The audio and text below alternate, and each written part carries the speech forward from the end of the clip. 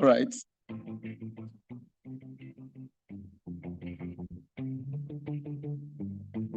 The last time we gathered here for the 4th International Colloquium of the Distance Learning Institute was on Thursday, September 11, 2025. And when you fast track that day to this day, Tuesday, August 25, 2026, you will agree with me that from the 4th edition to the 5th edition, we've had 348 days. And when you further break it down, that means 11 months and 14 days, 49 weeks and 5 days, 8,352 hours have gone, 501,120 minutes, and 30,067,200 seconds. And when you further delimit it, you find out that you've seen 250 weekdays and 98 weekend days.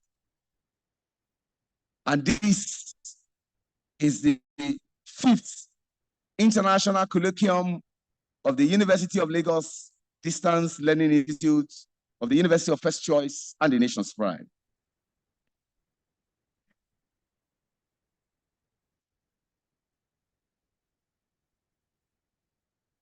Imagining open distance learning means transforming not just how we deliver education, but how we imagine access, inclusion, technology, and lifelong learning, so that distance is no longer a barrier, but a gateway to possibility. It's on this note, I warmly welcome you all to the University of Lagos Distance Learning Institute International Colloquium, themed Reimagining the Open Distance Learning Ecosystem, Technology, Policy, and Institutional Priorities. My name is Olufemi. It's an absolute pleasure and delight to be here as your master of ceremony of this very auspicious occasion. At this juncture, may I humbly and respectfully recognize the chairman of today's occasion, the former Vice President of the Federal Republic of Nigeria, His Excellency, Professor Senior Yemi Osinbajo, Grand Commander of the Niger and Senior Advocate of Nigeria, and a man who is from Townsend House. Up I say, thank you very much, sir. It's a great pleasure to see you once again. Let me also recognize our amiable Vice-Chancellor, Professor Folashade Tolulope Ogunshola, OON, FAS.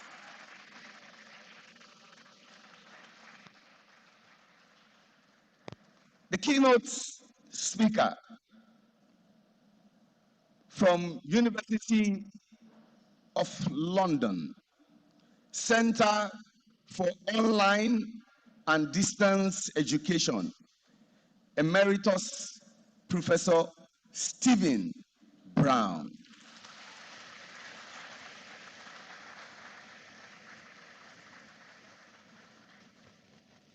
The Vice-Chancellor is here in company of the University of Lagos Management. With your kind permission, His Excellency, we have here with us this wonderful morning the Deputy Vice-Chancellor, Management Services, Professor Olumiwa Adebanjo Falai, Fellow Nigeria Academy of Letters. The Deputy Vice-Chancellor, Academics and Research, Professor Matthew Olusoji Ilori, FAS.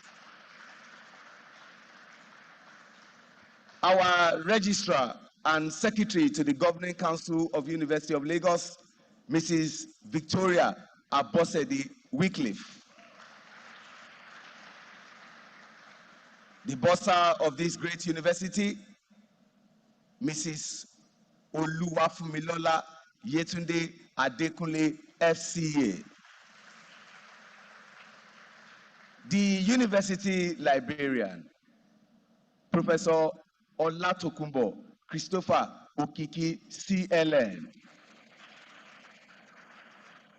The Provost of the College of Medicine, Professor Ayodele Ademola Oremusu.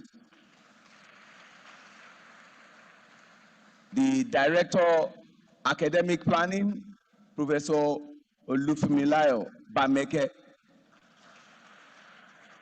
The Director, Quality Assurance and Servicom Unit, Professor Olufemi Saibu. And back to the table where His Excellency is seated, the Chairman of the Board of the Distance Learning Institute. Please permit me to recognize Professor Samuel Olobaniyi.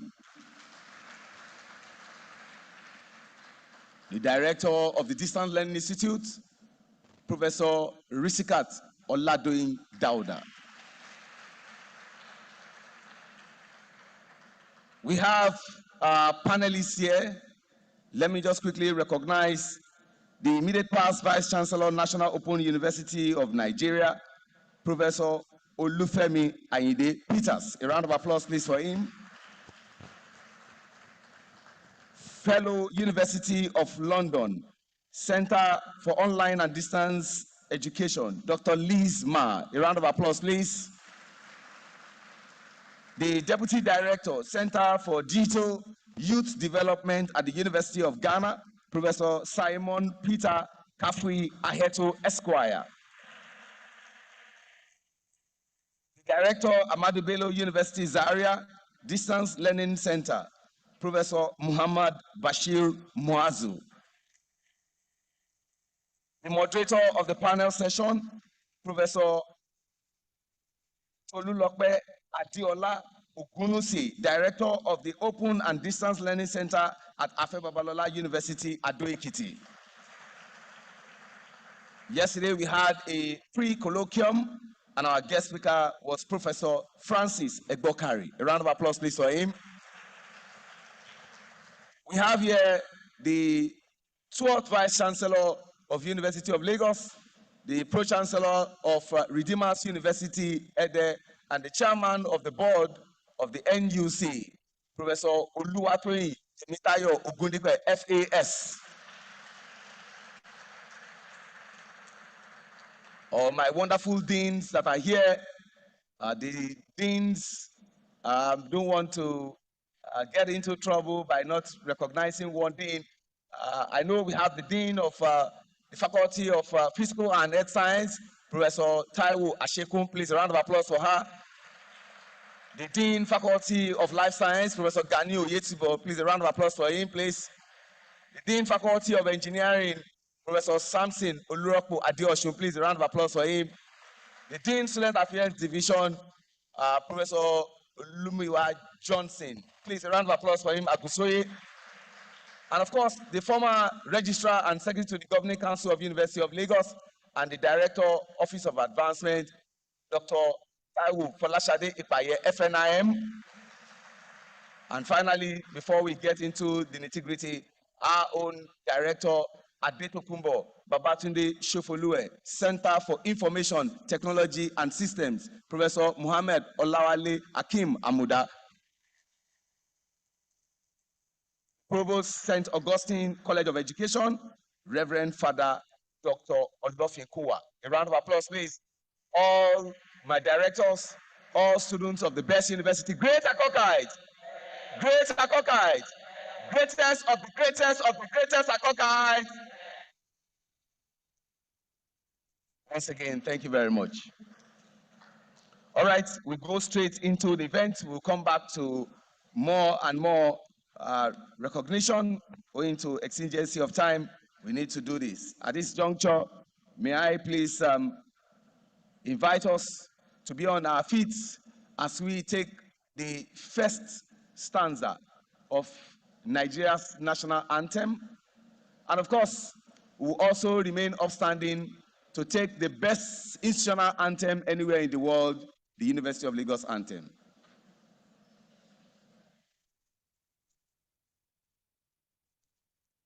Nigeria, we our own and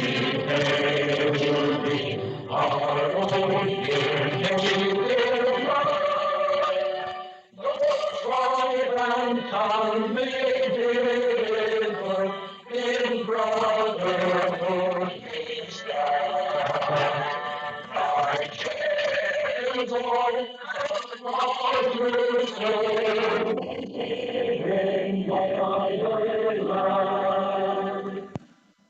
Unilag anthem.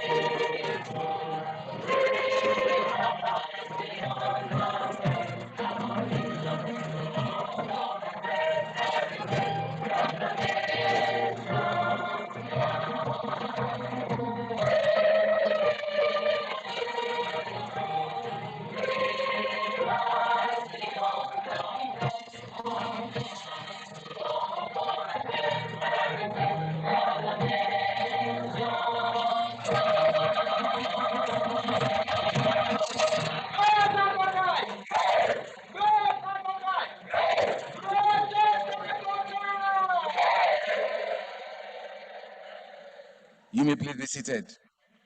Chairman of the Ceremonies Committee, I see you, Professor Yetunde Zaid, CLN, and of course, Mr. Ayeye, the Director of Works. You are all welcome.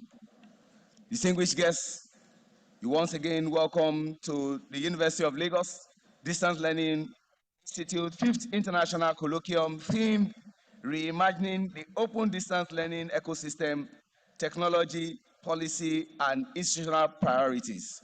It's happening this day, Tuesday, August 25, 2026, and we are here at the Nurudeen Alao Hall. Without wasting more time, at this juncture, it's my singular honor, pleasure, and delight to respectfully invite for our opening speech, the Director of Distance Learning Institute, the first female professor of economics at the University of Lagos, Professor Risikat Oladoyin Dauda, FNES.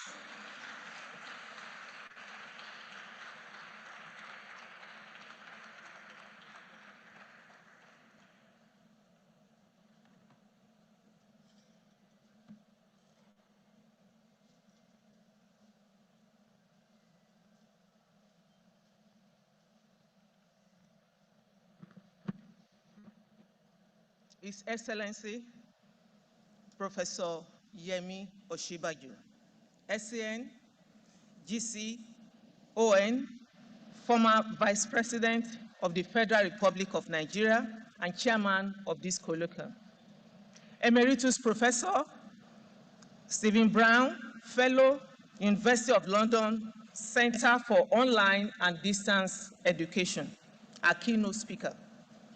Professor Folashade Ogunshola, OON, FAS, our amiable Vice-Chancellor and Chief Host, distinguished panelists, Professor Olufemi Peters, Dr. Liz Marr, Professor Samuel Peter, Professor Muhammed Muazu, and Professor Tolulope Ogunose. Professor Francis Egokari, President, the Open Distance and E-Learning Association of Nigeria, Principal Officers of the University of Lagos, distinguished guests, colleagues, members of the press, and our resource persons joining us physically and virtually. Our dear students, ladies and gentlemen, I say good morning. It's my great pleasure to welcome you to the University of Lagos, the University of First Choice and the nation's pride, for the 5th International Colloquium of the Distance Learning Institute. I consider it a privilege to welcome you to a conversation that sits at the very heart of Nigeria's and indeed the world's future in education. When we chose this year's theme, Reimagining Open Distance Learning Ecosystem, Technology, Policy, and Institutional Priorities, we were deliberate. Open and distance learning is no longer a peripheral alternative to the traditional classroom. It is fast becoming the backbone of how nations expand access, close skills gaps, and prepare their citizens for a labor market being rewritten in real time by artificial intelligence and digital transformation. Nigeria's numbers tell an urgent story. We remain home to one of the largest out-of-school populations in the world, and our conventional universities, however excellent, cannot alone absorb the millions of young Nigerians seeking access to higher education each admission cycle. The National Universities Commission's continued expansion of approvals for open and distance learning institutions, the steady growth of the National Open University of Nigeria, and the work being done here at the Distance Learning Institute, University of Lagos, at Ahmadu Bello University's Distance Learning Center, at Afe Babalola University, and across our sister institutions represented here today, are not simply administrative developments. They are a policy response to a demographic and economic imperative. Yet access without quality is a hollow victory. Nigeria's open and distance learning ecosystem still grapples with real constraints, inconsistent broadband penetration across our 6 geopolitical zones, the cost of data, gaps in digital literacy among both learners and faculty, and the perennial question of how our credentials are perceived and trusted by employers and international partners alike. Let us be candid about the terrain we operate in. For a student in Ayelsa, Ebonyi, e-learning is meaningless without stable electricity and affordable data. And it is meaningless if the nearest study center is hours away. Every naira added to data cost is subtracted from the value of the naira, widens the gap between a student's ambition and their access. We also cannot ignore what conventional higher education itself has taught this generation of Nigerians: the recurrent industrial disputes, admission bottlenecks through the Joint Admission Matriculations Board ever tightening cut-off marks, and a youth population that the National Bureau of Statistics continues to show is disproportionately unemployed or underemployed. Have made ODL not a matter of convenience, but for millions, a matter of survival. Distance learning is often the only door left open to the civil servants in Kaduna State who cannot leave their post. The trader in Onitsha upgrading a higher national diploma to a degree, or the young graduate stacking a professional certificate onto a first degree because the job market demands more than credentials. It demands proof of continuous relevance. We must also speak honestly about perception. Too many Nigerian employers, and indeed too many of our own faculty, still quietly treat an open distance learning certificate as a lesser certificate. That bias is not merely unfair, it's a policy failure. It is the National Universities Commission's responsibility and our institutions to enforce quality assurance so rigorously that the mode of delivery becomes irrelevant and only the rigor of assessment matters. Until we close that credibility gap at home, no amount of global partnership will give our graduates the mobility they deserve. These are precisely the policy and institutional priorities I think cause us to confront honestly today. We do not face these issues alone. Across the world, from the Open University in the United Kingdom to institutions across Ghana, South Africa, India, and beyond, the same pattern repeats. Technology is racing ahead of policy. UNESCO's continued advocacy for open educational resources, the OECD's research on AI in education, and the global movement toward micro-credentials and stakeable qualifications all point in one direction. The future of learning is flexible, lifelong, and borderless. Artificial intelligence, the very image that frames our Colloquium banner today, that fusion of human cognition and machine intelligence is already reshaping how content is created, how learners are assessed, and how institutions like ours must think about academic integrity, personalized learning, and faculty development. The question before us this morning is not whether Nigeria will be part of this global shift. We already are. The question is whether we will shape it deliberately through sound policy and institutional courage, or whether it will simply happen to us. That is why the caliber of minds assembled in this hall matters so much. We are privileged to have His Excellency Professor Yemi Osinbajo, whose leadership on technology and governance needs no introduction. Sharing our deliberations, we have Emeritus Professor Stephen Brown, bringing decades of international open and distance learning scholarship to our keynote. We have practitioners and policy voices from Ghana, the United Kingdom, and across Nigeria's own distance learning institutions on our panel. This is precisely the kind of cross-border, cross-sector dialogue that open distance learning itself was built to enable. On behalf of the Distance Learning Institute, I thank the Vice-Chancellor, Professor Folashade Ogunshola, for her unwavering support for this institute growth and for hosting us today.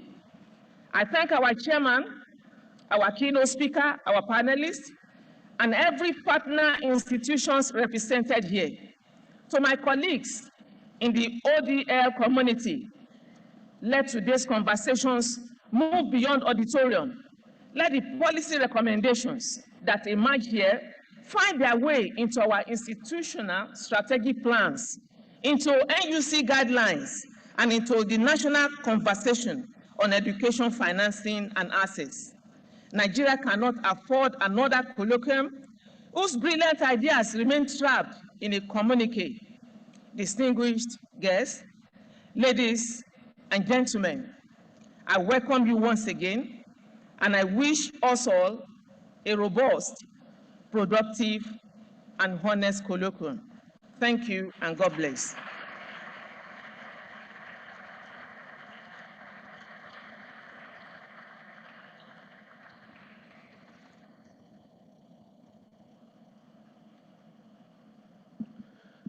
Another resounding round of applause for the Director of Distance Learning Institute of the University of Lagos, Professor Risikat Oladoyin Dauda. Thank you very much, Marr, for that excellent speech. The next person I would bring on stage, you know, sometimes I like to play with a bit of mathematics. She is the 13th Vice-Chancellor of Unilag. His Excellency, and my senior at the best secondary school in the world, Igbobi College, was the 14th Vice President of Nigeria. And when you add 13 and 14 together, it gives you 27, which is 2027. The VC is the 13th. And coincidentally, our date of birth is 14th. So you can see that there's a synergy that is happening here at the Nurudeen Alao Hall. It's my singular honor, pleasure, and delight to respectfully invite the future-ready Vice-Chancellor, the woman who is ensuring that the University of Lagos is projected in the positive light. Can we do well to jam our hands together for Professor Folashade Tolulope Ogunshola, OON, SAS, Vice-Chancellor of the University of First Choice and the nation's pride.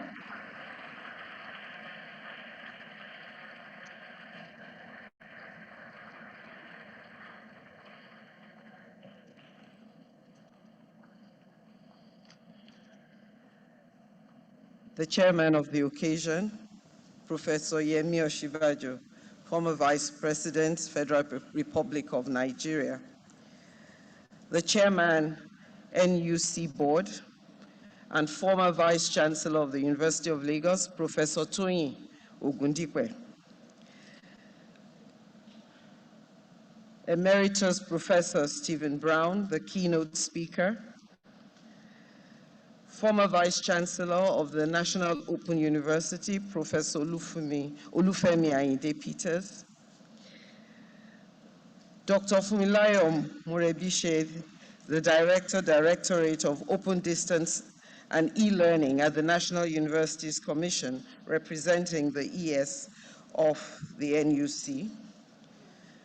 The Deputy Vice Chancellors here present, the Registrar, the Bursar, other members of management, the Dean, the Deans of faculty, the directors here present, in particular the Director of the Institute of Distance Learning, heads of departments, our invited guests, students, distinguished ladies and gentlemen of the press. It gives me really great pleasure to welcome you to the 5th Colloquium of the Distance Learning Institute of the University of Lagos on reimagining the open and distance learning ecosystem, technology, policy, and institutional priorities. I am particularly pleased that we are having this conversation at this time, because for Nigeria, this conversation is particularly urgent when we are grappling with the challenge of ensuring access to education for our huge youth population. For centuries, the university was defined by a physical presence, and a student had to come to the university in order to learn. In Nigeria, we have about 89 million youths between the ages of 15 to 30, with an average age in Nigeria of 19 years, and a growing demand for higher education.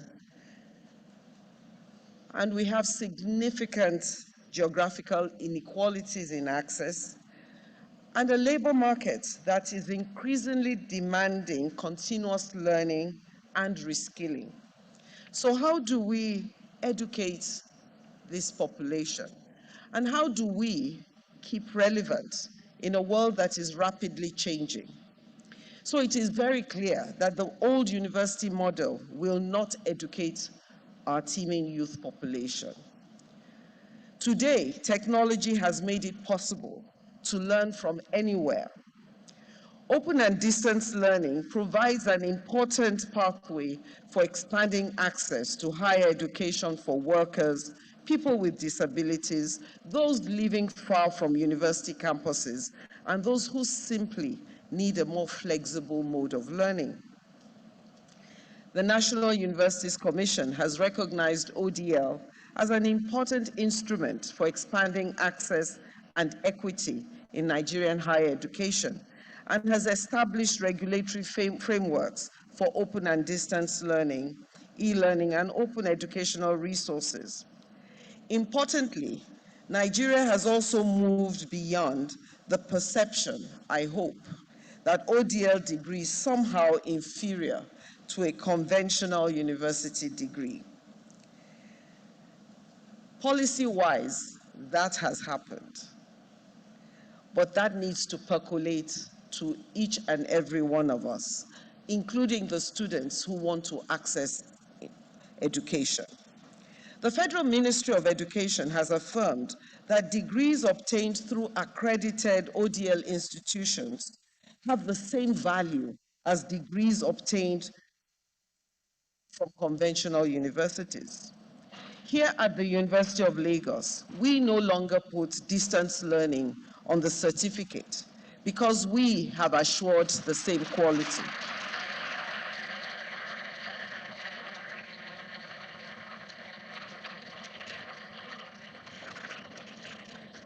We demand the same quality from the distance learning as the conventional students, so we stand by our credentials. But recognition is not enough. We must now ensure that the experience, flexibility, and outcome of ODL are worthy of the aspirations of our learners. At the University of Lagos, this responsibility has a particularly strong history, and it is still a journey in progress. We have a long tradition as a university of using alternative modes of educational delivery to widen access. And the Distance Learning Institute has become the university's principal organ for coordinating open and distance learning programs. The philosophy is consistent with the university's historic commitment to making higher education accessible to people who may not be able to participate in conventional full-time education. Today, the DLI offers programs across areas including accounting, business administration, finance, economics, public administration, and education, and recently added some nursing programs using an ICT-enabled blended model. This experience demonstrates an important point. ODL is not an emergency substitute for conventional education. It is a legitimate and increasingly important component of the modern university. And as we look ahead, we must ask how we can move from distance learning to connected learning, from content delivery only to learning engagement, and from simply increasing enrollment to improving learning outcomes and employability. So how do we use technology to make learning better, more inclusive, more personalized, and more effective? Artificial intelligence now gives us these opportunities that were unimaginable only a few years ago. AI can support personalized learning, provide immediate feedback, assist students with different learning needs, help lecturers develop content and assessments, analyze learning patterns, and support early identification of students who may be struggling. But we must also address the difficult questions: academic integrity, data privacy, algorithmic bias, digital dependence, intellectual property, and the changing role of the teacher, and also the Nigerian realities. We cannot design ODL as though every learner has uninterrupted electricity, or affordable broadband, or has a powerful computer and unlimited data. For many Nigerian students, the mobile phone remains the most accessible digital device. So, can we design the technology around the realities of the student? Our policies also need to anticipate the future We need clear and flexible policies on digital credentials. So we must ask whether our regulatory frameworks can accommodate the speed at which technology and pedagogy are changing. The NUC has already recognized the importance of ODL, e-learning, and open education resource, as well as transnational education in expanding access and strengthening the Nigerian university system. The next step is to ensure the policy enables universities to innovate responsibly while maintaining academic standards. At the institutional level, we need to be preparing for when ODL may account for most of the students we enroll. It is likely that the future of education it is unlikely that the future of education will be entirely face-to-face. So we must start to intentionally make ODL more of our core institutional strategy. Ladies and gentlemen, perhaps the most important question is not technological, but philosophical. What kind of university do we want to become? How relevant do we as universities want to be in the future? How can ODL also contribute to lifelong learning? This is particularly important for Nigeria as we seek to build a knowledge economy, strengthen our human capital, and position our young people for a rapidly changing global labor market.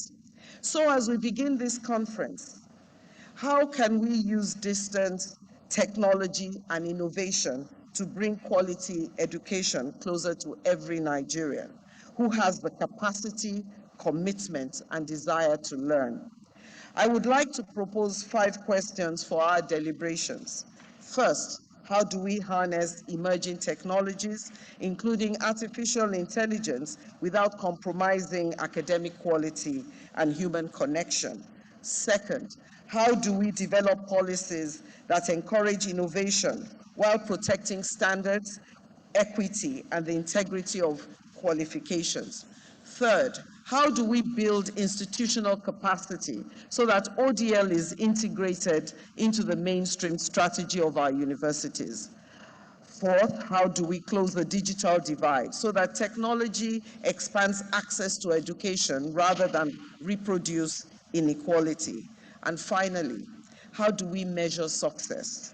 Is it just by degrees earned or by what students learn, what they become, how they contribute to society, and how they continue to learn and adapt?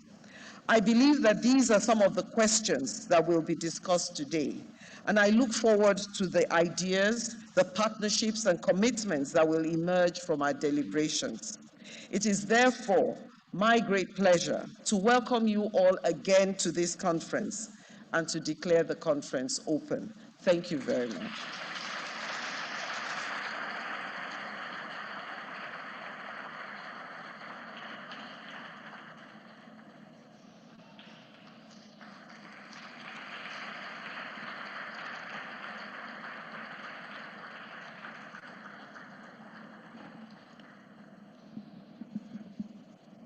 Though my name is Oluwaseun, but I like to be called OT.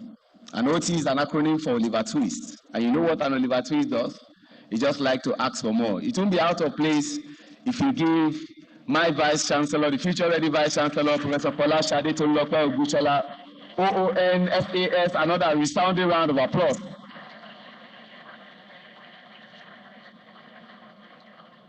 For every time I see you, you only exemplify the words of Peter Drucker. And what does Peter Drucker say is, management is doing the right things, but leadership is doing things right. The reason you were recently given an award that we are celebrating you, the Women in Technology and Engineering Summit and Awards recently gave my amiable Vice-Chancellor Research Excellence Award in Science, Technology, Engineering, and Mathematics, STEM. Congratulations once again, ma'am.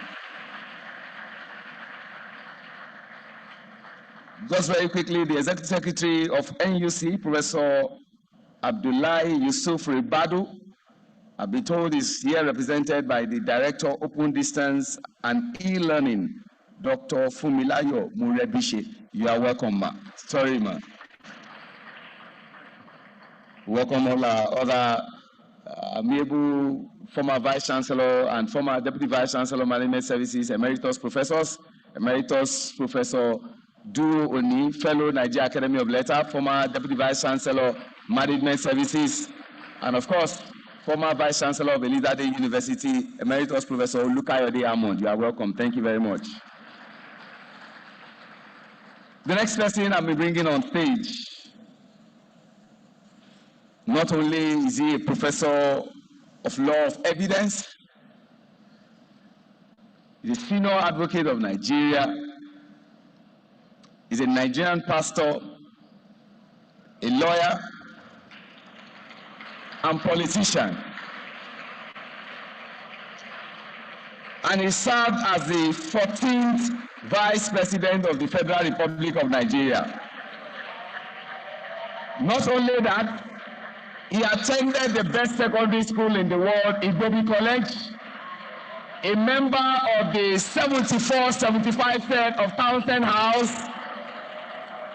Please do well to welcome Professor Yemi Osinbajo, GCON, SAN.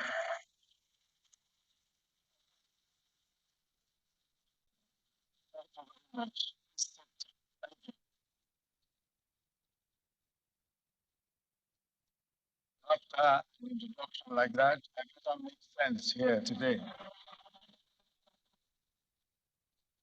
Madam Vice-Chancellor, Professor Folashade Ogunshola, our chief host, senior management of the university, the registrar, the university librarian, and the university bursar, the NUC board chair, Professor Oluwatoyin Ogundipe, the board chair of the Distance Learning Institute, Professor Samuel Olobani, the director of the Distance Learning Institute, Professor Riskat Dauda, our keynote speaker, Emeritus Professor Stephen Brown,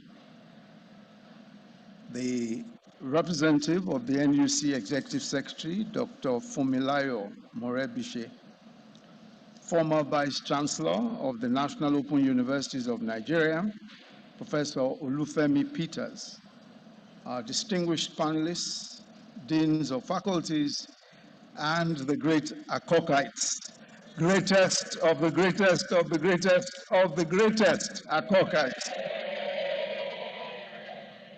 It really is a pleasure to join the Vice-Chancellor and the Director of the Learning Institute to welcome you all to this very important colloquium on reimagining the open distance learning ecosystems, technology, policy, and institutional priorities. The Distance Learning Institute has the distinction, as we've heard repeatedly, of being the oldest of its kind in Nigeria. That history is important, but perhaps more important is the responsibility that comes with it.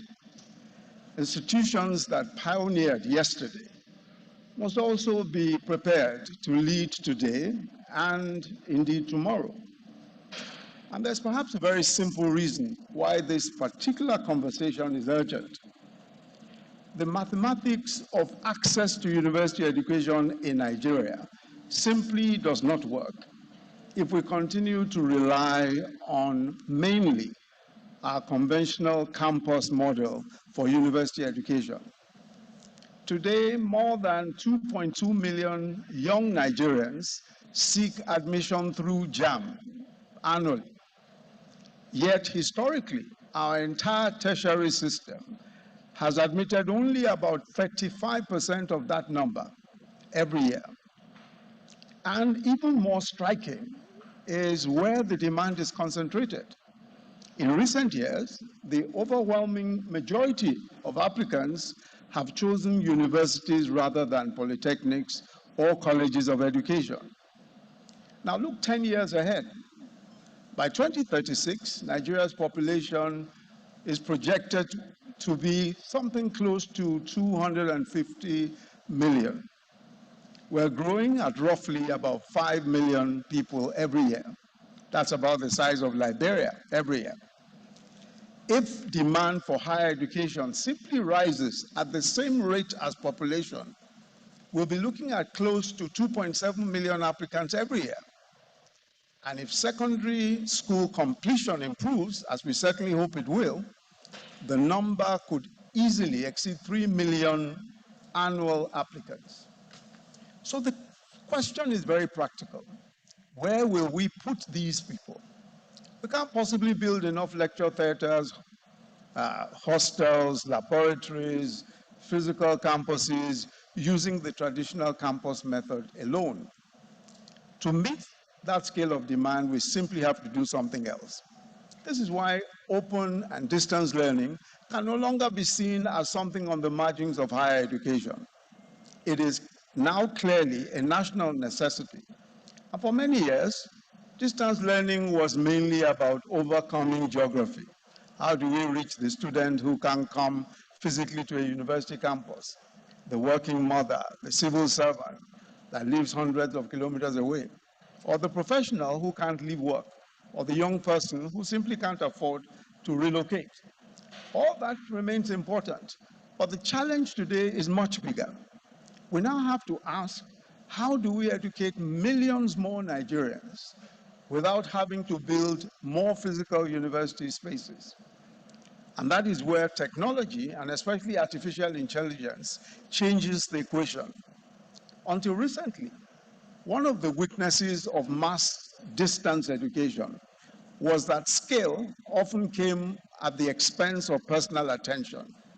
A lecturer could teach thousands of students online, but could not personally tutor thousands of students.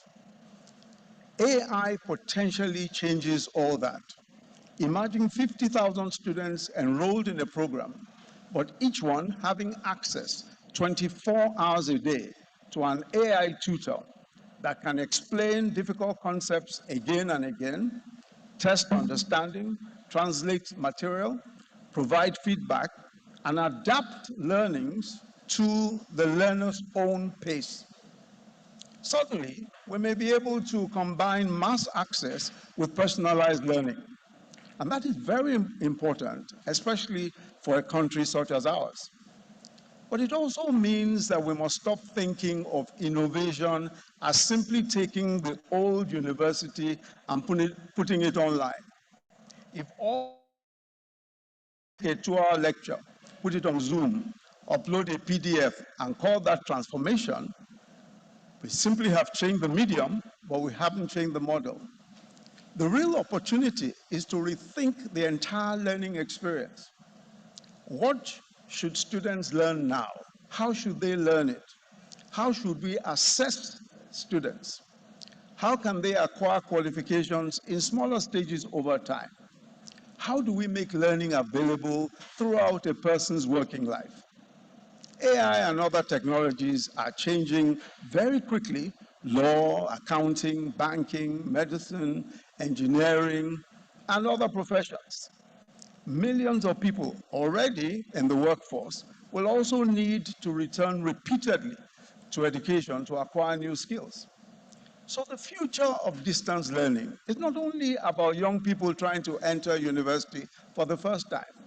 It's also about the 40-year-old, the 50-year-old, and older, and the professional whose job is changing right beneath their feet. And this brings us directly to the 3 issues in today's theme: policy and institutional priorities. How do we adapt learning with AI and digital technologies to local realities? And as we've heard already from the Vice-Chancellor and from the Director of the DLI, how do we adapt to the reality of power supply, such as we have, limited bandwidth, and the very high cost of devices for most people?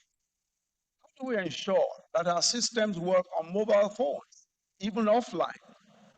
How should AI be used in teaching and assessment? How will lecturers be supported to design better digital courses and use AI effectively and ethically as well. Also, methods of assessment must change. AI can now write a good essay in seconds. We must ask exactly what we are testing when we ask students to submit essays. But through all of this, one principle must remain clear. The purpose of education is not technology. The purpose of education is human development. Technology is valuable only if it expands human capability and opportunity.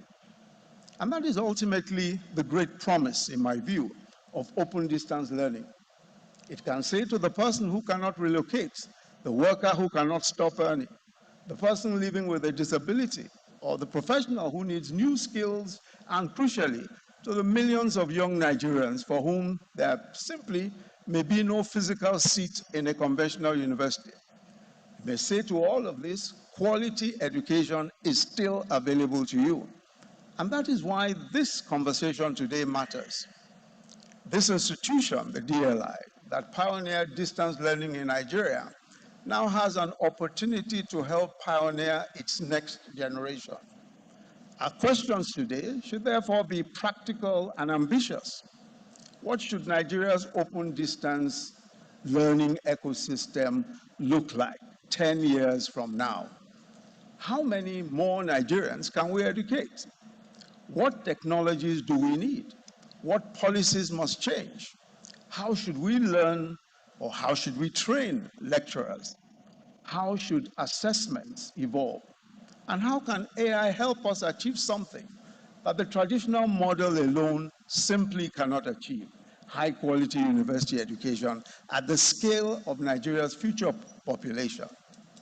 That, in my view, is the central challenge before us. And if we get it right, distance learning will no longer be regarded as an alternative to formal university learning. It will be the principal way in which Nigeria fulfills the promise of university education for millions of its people. There are many questions today, many questions, as we've heard already, many issues to resolve. But I think we're fortunate indeed to have the benefit of the expertise and experience of Emeritus Professor Stephen Brown, our keynote speaker, who, as you know, is perhaps one of the foremost global experts in the fields of technology-enhanced learning, online education, and distance learning. I don't think we could have a more appropriate person to help us frame our conversations today. And thank you, Professor, for making the time to come today. I look forward to a very rich and practical conversation today. Thank you very much, everyone.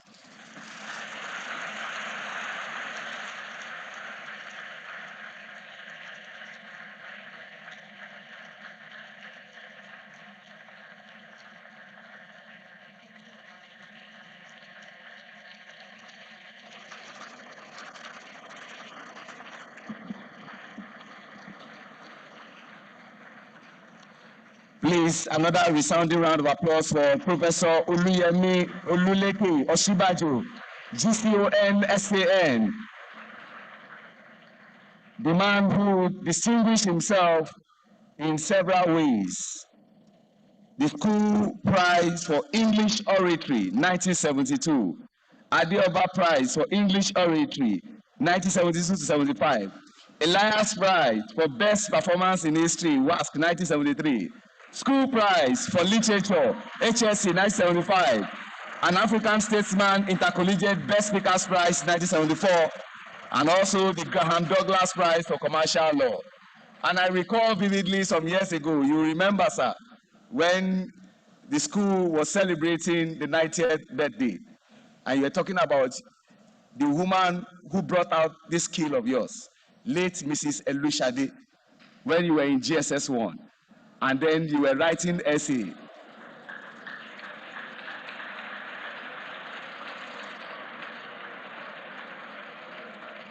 And if there's anything I can say about you, sir, I know you watch the likes of Femi Delumo, Senior, that's FEMZU. You watch the likes of Sir Chris Boha. that motivated you to become the debater that you were for Igbobi College, and you took the school to an enviable height. Congratulations once again.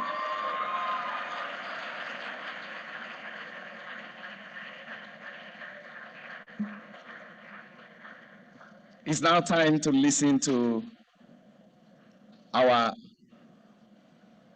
keynote speaker for today. The reason we are all here.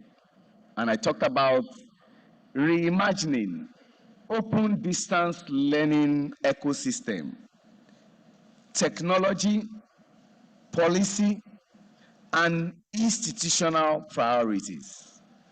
And like we all agree, that the best person to do justice to this great topic is our very own Emeritus Professor Stephen Brown from the University of London and the Center for Online and Distance Education. But for us to understand better who is Emeritus Professor Stephen Brown, this is the part of the job I don't like, where this young man will request an Emeritus Professor to be on his feet as he comes on stage, and his citation will be taken online. I am not the one who ordered you, Emeritus Professor. It was a microphone. Please stay here, sir. Stay there, and your citation will be taken. Professor Stephen Brown. Stephen Brown is Emeritus Professor of Learning Technologies at Unilag University in the UK and a Fellow of the Centre for Online and Distance Education Code at the University of London. Their career is in higher education and industry. Previous positions include Head of the School of Media and Communication at Unilag University, Head of Distance Learning at the telecommunications company BT, Royal Academy of Engineering Visiting Professor at Queen's University Belfast and the University of Ulster and President of the Association for Learning Technology. He also worked at the UK Open University for 10 years in distance learning course development, evaluation, tutoring and research. His research interests span technology enhanced distance education and digital cultural heritage. He currently works as a registered expert for the European Commission in both these fields, alongside developing and delivering online staff capacity building courses for overseas institutions. His key achievements include academic leader, industry innovator, international consultant, learning technology pioneer, European Commission expert, advocate for digital transformation in education. Please join me to welcome our keynote speaker for today's colloquium, Emeritus Professor Stephen Brown. Ladies and gentlemen, I present to you Emeritus Professor Stephen Brown from the University of London, Center for Online and Distance Education. Sir, this is your tool of office. I wish you all a happy listening. Enjoy yourself.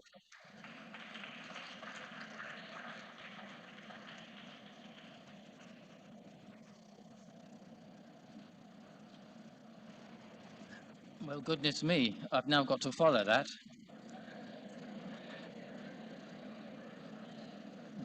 Good morning, Your Excellency, Vice-Chancellor, Madam Director, colleagues, ladies and gentlemen. It is an enormous honor to be invited to speak to such a distinguished assembly on this topic of reimagining the future of open and distance learning. Today, I'm not going to make rash forecasts about what the ODL ecosystem is going to look like, and neither am I going to tell you what I think it should look like myself, because that's a decision for you. Excellent. I'm told I can wander around. Can you hear me? Now you should be able to hear me. Yes, good. Okay.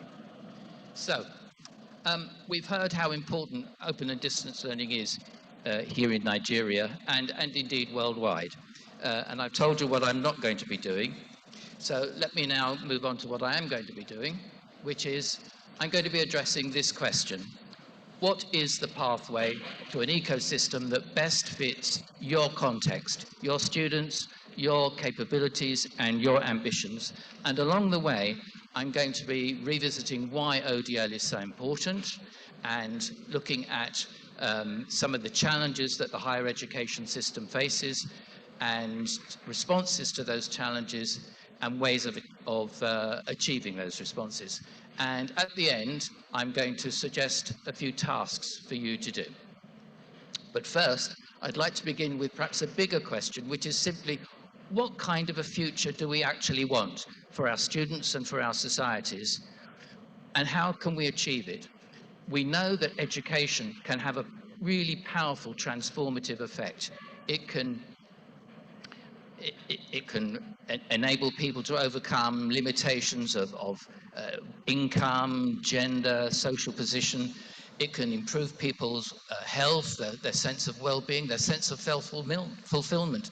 And it can also help to transform society, increasing cohesion and increasing levels of prosperity. And we've known all this for a long time, and yet we're in a position where we still haven't achieved the United Nations Education 2030 objectives of fair and equal access for education for all. And this is a big issue. We need to find ways of developing educational systems that provide more and more flexible and larger scale learning opportunities, and we need this not just for children but also for adults. So I'm going to move on now to look at higher education and look at some of the issues that we're facing, issues that will be very familiar to you, I'm sure, and which have already been touched on by other speakers this morning. I'm going to start with demographic changes, but I'm not going to dwell on it because we already know what the situation here is in Nigeria. Interestingly, in the UK, we have a different problem. Our population is aging. The number of students of traditional university age coming through the system is decreasing, which is causing some institutions to begin to think, what should their core mission be in the future? But here in Nigeria, as we've heard, capacity cannot meet demand because of the burgeoning young population here. Technology changes such as AI are also having a big effect. They're destroying some jobs, they're creating skills gaps, and this is causing both prospective students and employers to be concerned about the quality of the educational offering. Is it delivering what they want? One recent survey of Nigerian employers, for example, suggested that 70% of them believe that graduates do not have the skills needed to work in the modern workplace. And all this is happening against a backdrop of limited resources and rising costs, driven in part by natural phenomena such as pandemics, droughts, and so on, and also by global events such as wars in Europe and the Middle East, and aggressive economic policies pursued by powerful nation states. And this is all a big challenge for us. But things are changing. But before I come on to that, let's just deal with ODL itself. So as Professor Jegede, who was Foundation Vice-Chancellor of the National Open University of Nigeria, as I'm sure you're aware, has said repeatedly that ODL really is an answer to the nature of these challenges. It's also an answer to the challenge that we have of how do we provide not only more learning opportunities, but different learning opportunities, such as lifelong learning or work-based learning. So, the problem we have is that despite its importance, the value of ODL is still not that widely recognized in mainstream education and training. And so we need to do something about that. Fortunately, around the world, there are examples of experiments beginning to take place in institutions which point the way to possible futures. And so we're going to take a look at 4 particular institutions through the lens of the themes of this conference. So we're going to be looking at priorities, policies, and technologies. And along the way, I'm going to look at what the issues raised by these different approaches might be. And these institutions are not real, but they are based on real examples pulled together from a variety of places around the world. The first place we're going to visit is University College Blended. So the priority here is continuity with traditional ways of working. The major policy at UCB is to deliver a traditional campus-based education. Lectures are still the mainstay of the curriculum. They're delivered face-to-face on the campus and are still handwritten and handed in by hand on the campus. Examinations still take place in a traditional examination hall setting, but there is some ODL here, so lectures are recorded and can be viewed remotely in students' own time, along with other course materials served up by the virtual learning environment. And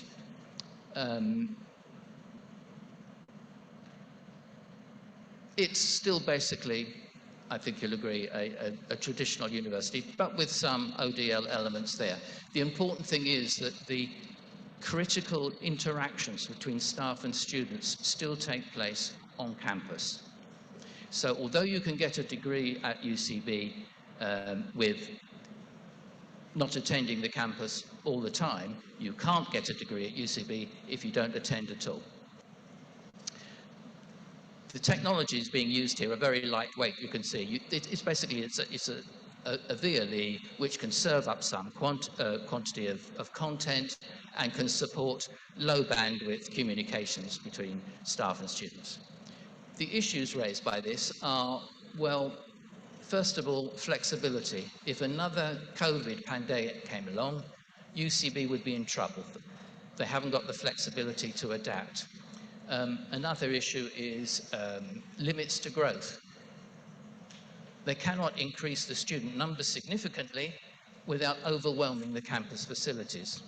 And a third possible issue here is it may be that in future students will prefer to go to other institutions that offer them an education that they see is more in keeping with the needs of the 21st century workplace. Do you recognize UCB? Perhaps it's a bit like your own institution. Hold that thought whilst we move on to our next destination, which is hybrid university. Hybrid university has a different set of priorities. It aims to make education available to as many people as possible, and its major policy plank for doing this is a dual mode university, like University of Lagos here. So, as you can see, there are there's online courses, there are campus-based courses, but more importantly, there are combined hybrid courses where on-campus and online students come together. The examinations are online, assignments are submitted online, feedbacks issued online. So it's very much an ODL type enterprise. The technology has to be much more robust than it was at UCB. It has to be able to cope with storing a lot more material and serving it up in a reasonable amount of time. And there have to be much more bandwidth for communications to take place. And for the examinations, which if they're being held remotely, then there have to be really robust proctoring systems to ensure integrity of the assessment system. The issues here are mainly cost. It costs a lot of money to develop alternative modes of delivery. For the hybrid courses, then the classrooms themselves need a lot of investment. There has to be noise-cancelling microphones. There have to be smart cameras that switch to follow whoever's speaking.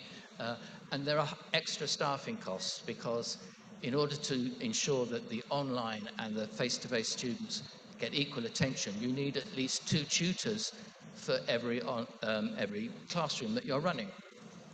So more expensive, and those proctoring systems for remote examinations are still problematic.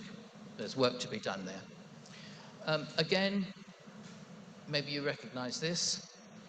dual mode is a recognized mode of delivery here in Nigeria, so perhaps you're already at a dual mode university, or perhaps you would like your university to look more like this. Again, hold the thought whilst we visit our third destination, which is the University of HyFlex.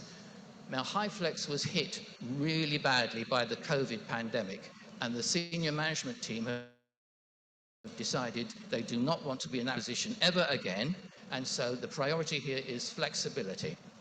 And the policy that they're using to deliver that is that they have developed a whole raft of different modes of delivery, ranging from on campus through to, if I like, conventional ODL, but also they've thought ahead, what if there are going to be power cuts, what if the internet goes down, what alternatives have we got? So they've also prepared delivery and support systems which include things like mobile phones, relying on solar panels and batteries to provide power, and even traditional print-based distance learning media, if need be, as a real fallback position.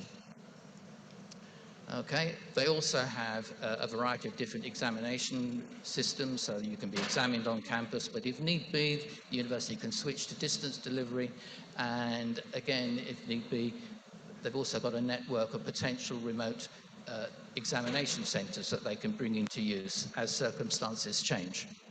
So the technologies here you can see are much richer and more varied than in the previous two examples, and so unsurprisingly costs are going up again. It takes a lot of money to develop courses that will work effectively across different modes of delivery because they have different affordances. You can't just take one and drop it into a different medium.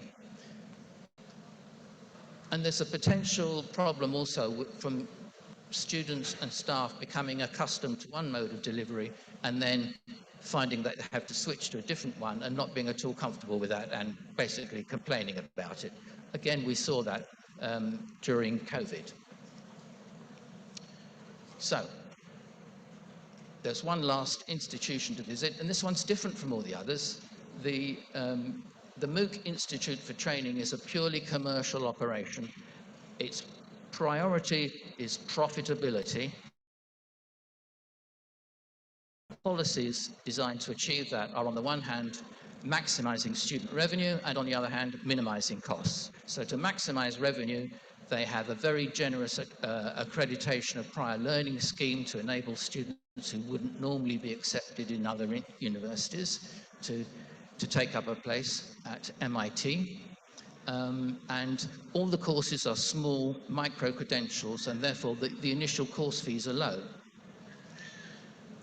However, as students begin to stack up courses towards a more advanced qualification, then obviously the fees increase, there are more of them, and there are all sorts of additional costs for things like examinations, for transcripts, for personalized learning support, and so on. And if the students have taken out a loan, a student loan from MIT, then they also have to pay the interest charges on that at a commercial rate. So there's quite a nice revenue stream going on there. And in terms of minimizing the costs, because everything is online, then the university doesn't need a campus, just a small administrative headquarters.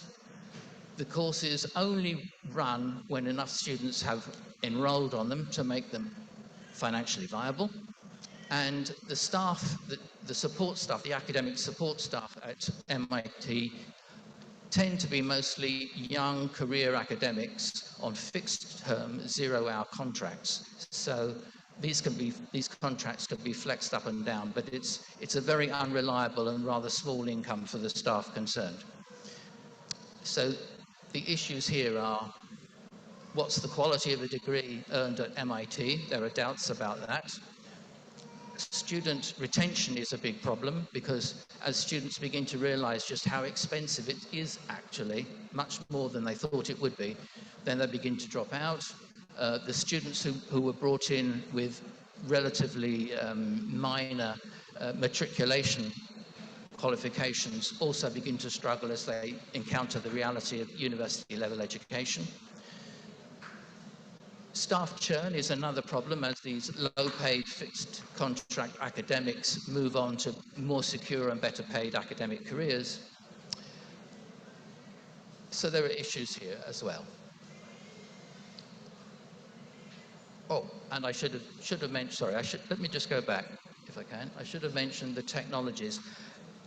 MIT's invested a lot in AI. We've just heard about AI. And they use it for generating course content, they use it for grading assignments, giving students feedback, and they use it for back office services as well. The trouble is that the products, the tools and the services that they're using, they're not yet proven fully. We don't yet know just how reliable they're going to be and what their longevity is going to be like, how soon before they're replaced by something else. Okay, so we've got a number of choices to make, or maybe it's not these four. Other combinations are possible. The question is, what's the best way forward? How can we choose? And I hope you've seen from the issues that have been raised that there's no right answer here. It all depends on the context. So looking at that very briefly, it depends for a start off on what needs and capabilities have your students got in terms of their technical skills, their physical location, how sophisticated are they as learners? Have they got access to the necessary infrastructure?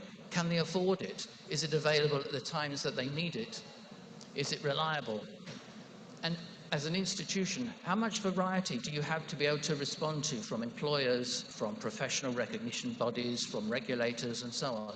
And have you got the in-house capability to do that? Do you have the technical skills? Do you have the pedagogical understanding, and so on? And can you do it at scale? And finally, have you got the flexibility to cope with sudden changes like COVID or the impact that AI is having on the sector? AI keeps coming up, and no discussion about the future is complete without some consideration, so let's just look at it very quickly. At the University of London, between 2024 and 25, we did a global literature review backed up by our own surveys to try and find out what are the staff and student attitudes towards use of AI in education, and what use are they making of it. And what we found is, first of all, that there's been rapid and very widespread take-up of AI by students who are using it for just about everything connected with their studies. Okay.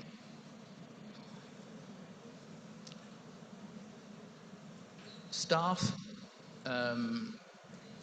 well, before I get to staff, this is having an effect on traditional teaching and assessment models, such that universities are increasingly now adopting use of AI for content generation and for assessment grading and for feedback to students. And there have been studies which show that there are significant savings to be made in terms of the amount of time spent on assessment grading or the administrative workload.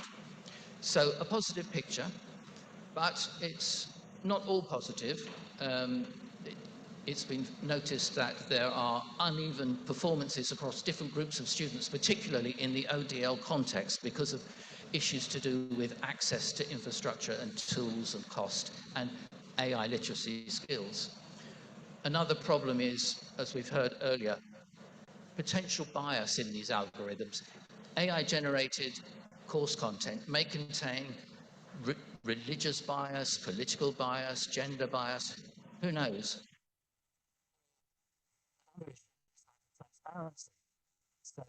Because we don't know quite how these grading systems work, it makes it difficult to challenge apparently unfair marking or accusations of cheating. So it's not all good news. But the studies that we carried out are closely aligned with more recent reports that have been coming out. So, for example, in this year, the Times Higher Education published a report on attitudes to and use of AI in education, and came out with very similar findings and also came to this conclusion, which I find particularly interesting. They said that the big issue is not the technology. The big issue is, how do you come up with a strategy that aligns the technology with the culture and the people and the partnerships within the institutional and organizational context? And that's the big challenge. It's hard to get people on board and align cultures, and they're unpredictable. They interact in strange ways sometimes. This model tries to explain why that might be. It's a figure of eight, 4-quadrant model, starting with institutionalization up there in the top right corner. This is business as usual. This is where we are now. We know how to do things. Everything is very stable. It's all well connected. In order to move on, the model argues, you need to go through a period of creative destruction. You need to let go of things in order to take on board new things, okay? And once you've done that, then you can move into rapid growth and accelerate on up into a new stable state. That's great, but what happens when a major disruption like COVID comes along and you start to panic? The temptation is to just reorganize quickly and let's change the way we do things. But that overlooks the need to go through this loop down here. Oops, back. Too quick on the buttons. So I've got that. And then actually what you have to do is that, going through that creative destruction period when stability decreases, cohesion decreases, the connectedness reduces, and if there's a danger that the institution, if not carefully managed, will spiral into chaos. Fortunately, there's a whole raft of different management approaches we can take, ranging from notifying people in a very authoritarian kind of way, this is what you've got to do, through to a much more libertarian, empowering approach where you let people do their own thing. The authoritarian approach tends to work well with very strongly hierarchical and rule-based organizations like the military, where people are told what to do. But universities aren't really like that, are we? Universities are populated by people who have been trained to critically appraise new ideas and make up their own minds about the right way to do things and what is the truth and so on. And that can lead to resistance. I worked on a major UK project managed by the GCON between 2008 and 2012. It involved 27 universities, and the curriculum design and delivery program was funded at £8 million to introduce major changes to the way universities developed and delivered their curricula. And what we found was that staff appeared to be going along with official procedures, adopting the new ways of working, but actually, under the surface, they were finding all kinds of workarounds and cutouts to enable them to carry on doing things more or less the way they used to do them, because they knew those were the best way of doing it. I'm seeing a few smiles and nods, so I'm guessing that maybe you've seen this yourself in your own institution. But if top-down authoritarian doesn't work so well, what about the opposite, bottom-up?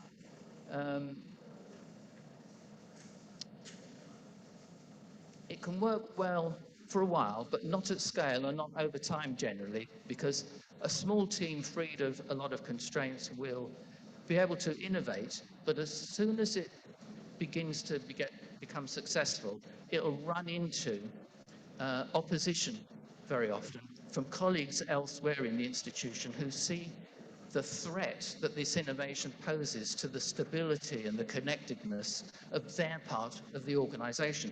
And very often, they'll gang up to try and thwart and suppress the innovation. And again, maybe you've seen that.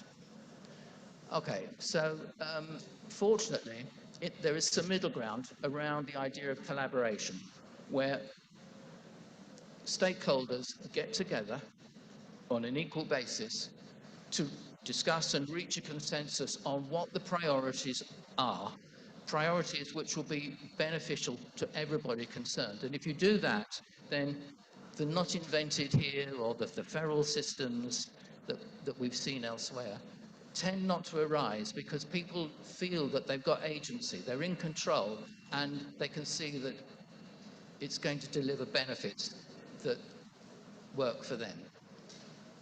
Okay, so I'm coming towards the end. You'll probably be relieved to hear. Just to recap briefly, I started by asking what kind of future do we want, looked at traditional higher education systems and how they don't have the capacity and the flexibility to deal with a lot of the challenges facing them, how ODL does actually make a lot of sense in this context, but what's the right model? It depends on the context. There are alternative futures that could be explored. You need to understand your own context, but that's not enough. You need also to be able to deal with the unpredictability of people and institutional cultures. And I hope I've convinced you that the way to do this is through collaboration. So, coming to the end now. What's the pathway to building an ODL ecosystem that's the best fit for your context? It means starting with you, the stakeholders, the people in this room, the people watching online, and with your competitors, and with your suppliers, and with the regulators, and any other organization or group that's got a real stake in the outcome of this. Because you are the people who best understand the context, and you're the people who are best placed to identify just what those priorities need to be that will benefit you all, that are worth working together to achieve. Because out of those priorities will then follow the policies and the technology that are appropriate to your particular context. So the key here is collaboration. So, I said that I would give you some tasks to do at the end. Just 3 things. The first one is at the institutional level. And just think about those 4 scenarios that I talked you through. Which one, I asked you, is most like yours? Which one would you most like to move towards in the future? And what's the least amount of change that you need to make to get from here to there? This is an institutional level task. It needs to be done involving all the stakeholders in your own institution. Everyone needs a voice in this. Secondly, at the pan-institutional level, so a much bigger task, what if by the end of today there could be agreement to form a Nigerian open and distance learning stakeholders working group whose task it is to get together and reach a consensus on what the priorities are for the ODL ecosystem in Nigeria, and to identify the milestones that would need to be achieved along the way in order to deliver that. Could that be done? Could you agree that by the end of today? And what could you achieve within the first 6 months? Finally, a personal task. Just think of one barrier that you have that is preventing you from more effective deployment of ODL. Something that if you could work with 2 or 3 other people, you might be able to overcome. They might be in your own institution or they might be in other institutions. But think about it, write it down, share it with the person you're sitting beside, share it with the people who organize this colloquium, because today will have succeeded not if we all go away with vaguely formed good intentions. It will succeed if we can go away with tangible, concrete projects that can be reported back in, say, 6 months' time. So, just to end, Nigeria has shown that it can lead ODL in Africa. Ahmedu Bello University, Lagos University, NOUN, and others showed us this years ago. The challenge is now, can you do the same in an era of AI and mass demand and limited resources? I believe you can. And I'm really looking forward to hearing your questions and your ideas throughout the rest of this colloquium. Thank you very much for your time.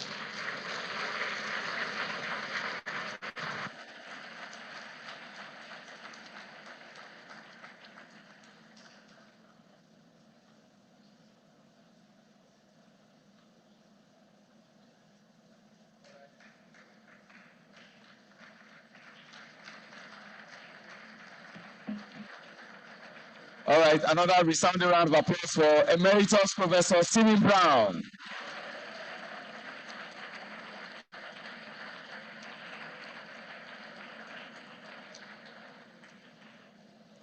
All right. I know there is a lot to be done, but before we get into that moment of a few presentation, I would like His Excellency Professor Yemi Osinbajo, GCON, SAN, former Vice President of the Federal Republic of Nigeria, to have a view about University of Lagos. And one of the things I'm talking about is we are making geometric progression. We used to have 12 faculties before, but we now have 19 faculties. And one of those faculties is the Faculty of Creative Arts, where creativity starts and ends. And I also pride to say, His Excellency, I'm happy that you are from this space. For those of you who don't know, University of Lagos is the only university that was installed by an act of parliament in October 1962. University of Lagos, I recall when His Excellency was the Vice President of the Federal Republic of Nigeria, when he's coming, we have a landing place for him. He will either land at the Sports Center, DLI, or anywhere, because it's the only university that has that. When you come by road, our university, the roads are also very motorable. And of course, I recall that on Monday,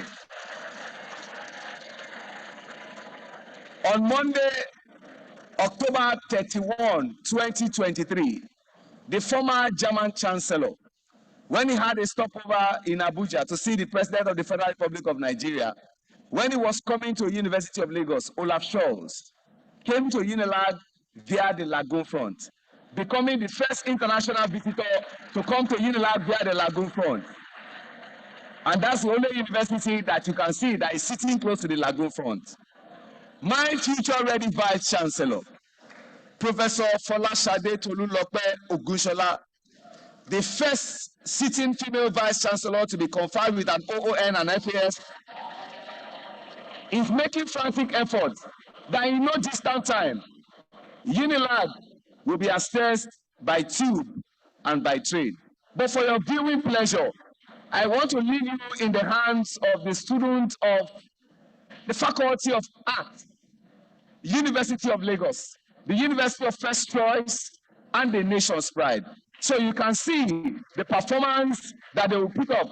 And I'm sure His Excellency will be proud of such performance. Because at University of Lagos, we don't do small things, we do big things. Great Akokar! Great Akokar! Greatest of the greatest of the greatest Akokar! For our viewing pleasure, please enjoy the students of the Faculty of Arts of the University of Lagos for a cultural display that you are going to enjoy. I wish you all a happy viewing. Over now to the Faculty of Creative Arts for that creativity that you will enjoy.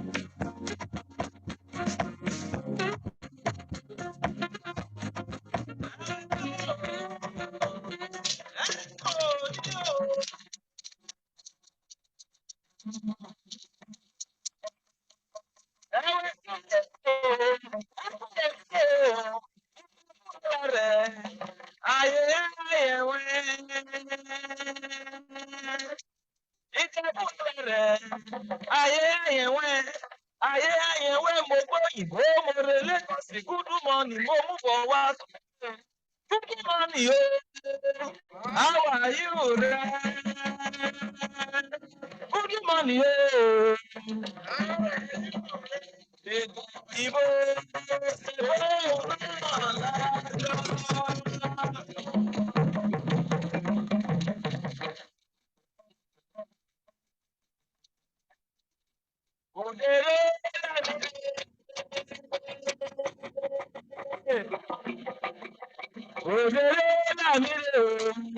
Ẹlẹ́dàá wa, orí tó àwa, kò tó wa òkèrè gidi káwa má ti ṣe, ká má fẹsẹ̀ kọ́, gẹ́gẹ́ ìlú odò, tó fomi ní ṣeré, tó fomi ní ṣeré, tó fomi ní ṣeré.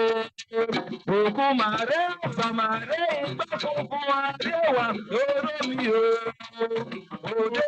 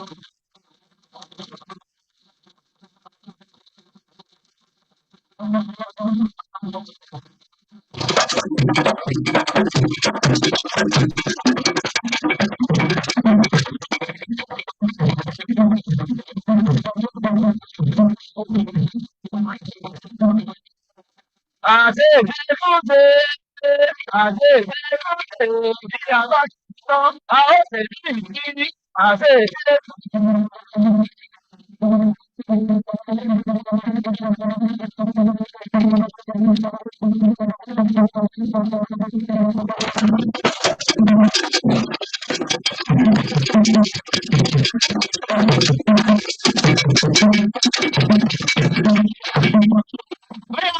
ẹni kó má tìyà jẹ ní, àtàrí ẹni kó má tìyà jẹ ní, mo dúpẹ́, Ọlọ́run ò bá mi lẹ́kọ̀ọ́.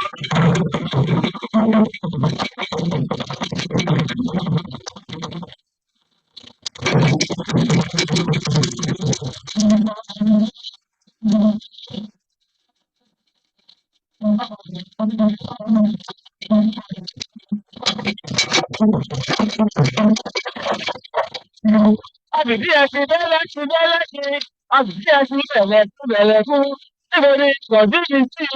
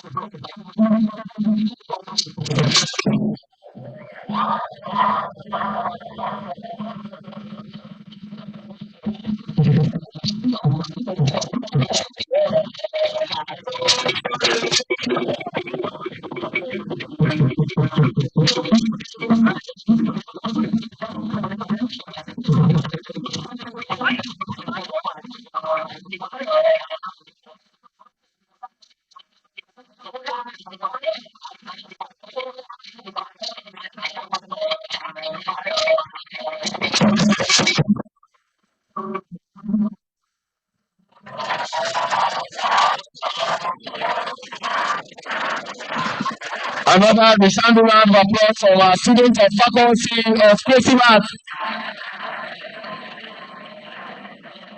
I was not surprised by His Excellency clapping, but the surprise that I got was a message from Emeritus Professor Stephen Brown, who told me, Sheung, I need to take these people to University of London.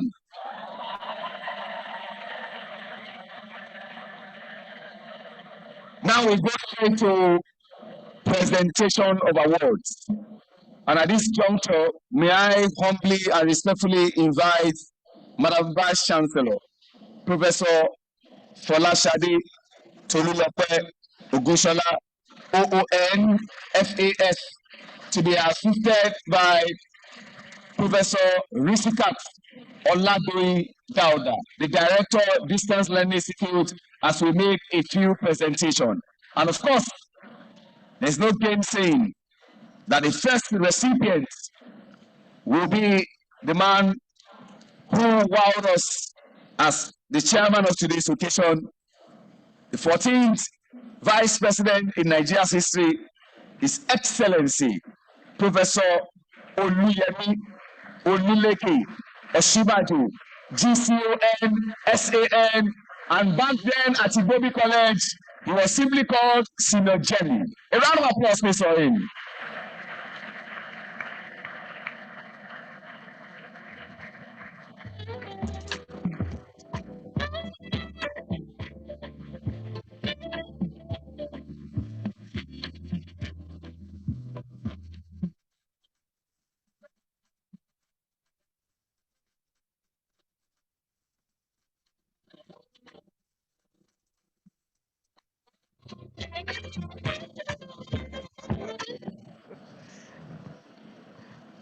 On behalf of the University of Lagos and the Distance Learning Institute, we want to give you this special award of honor in recognition of your distinguished chairmanship, statesmanship, exemplary leadership, and participation as chairman at the 5th International Colloquium.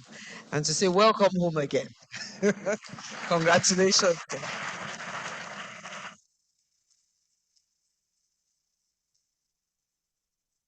Congratulations once again.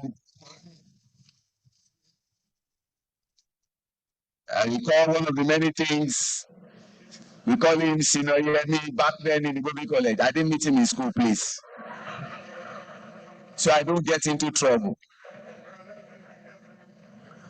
But he shared a story with us many years ago. He said they were in front of the library, as a GSO1 student, I keep that for you all.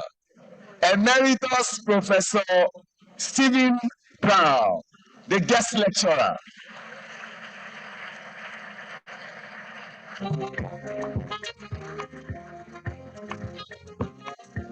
University of London, Center for Online and Distance Education.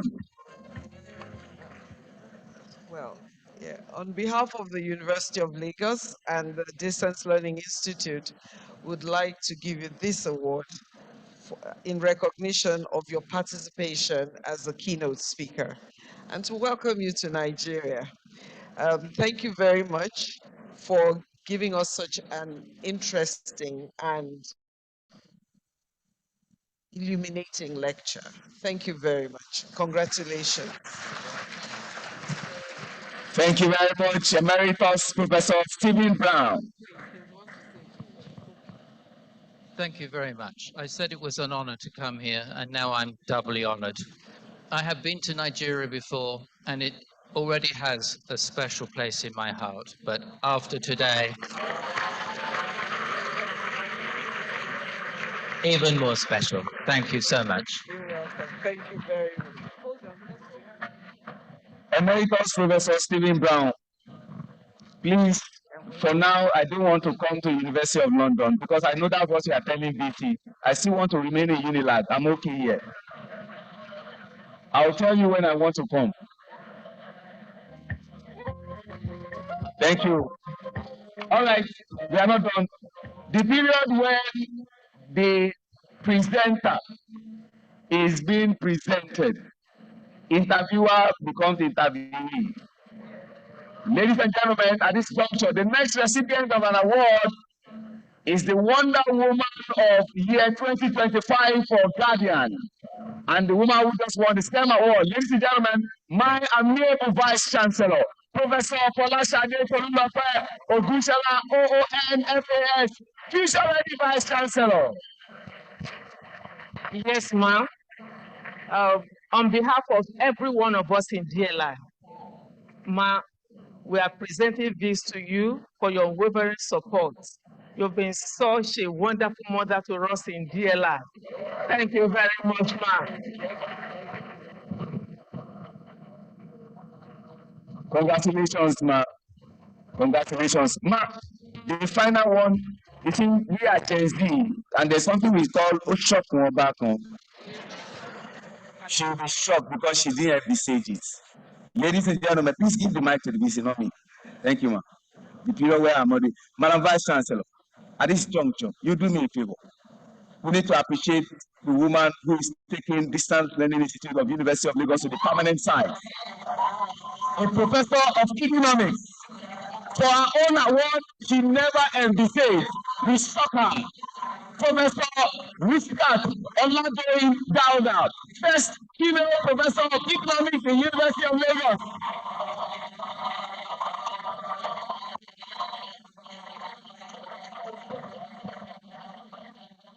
I think lots of shocks. But this is one I'm particularly pleased to give because this is in recognition of all the work that you're doing, changing the face of our distance learning.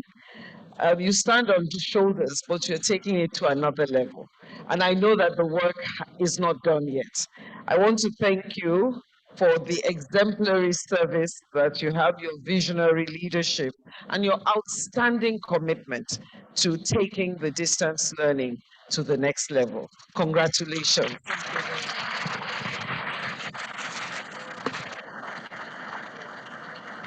VC mentioned shocks, but all those people who were shocked have shock absorber to be able to absorb the shock.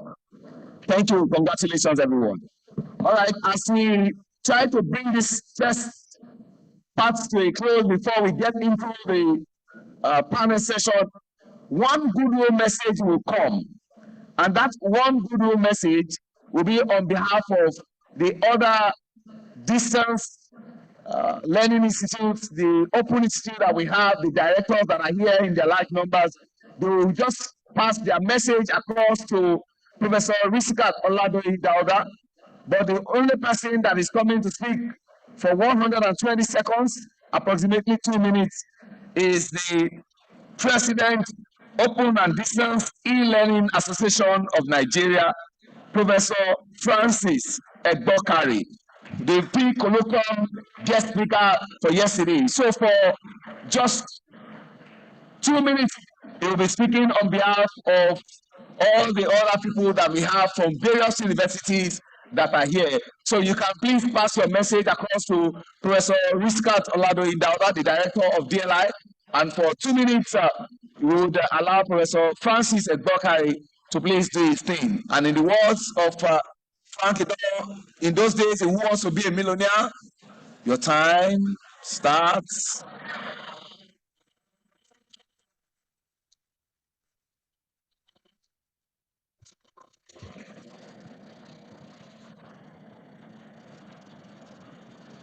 Your Excellency, Professor Osinbajo, the Vice-Chancellor, it's a very difficult thing to give me 2 minutes because I don't know who has infected whom, whether University of Lagos has infected Lagos or whether Lagos has infected University of Lagos. But whatever the case, you are not, I can't hear your voice. Thank you very much. On behalf of all the institutions that are represented here, the Assembly of Open and Distance Learning in Nigeria, I, as President of the Open Distance and E-Learning Association of Nigeria, would like to wish the University of Lagos a very good conference.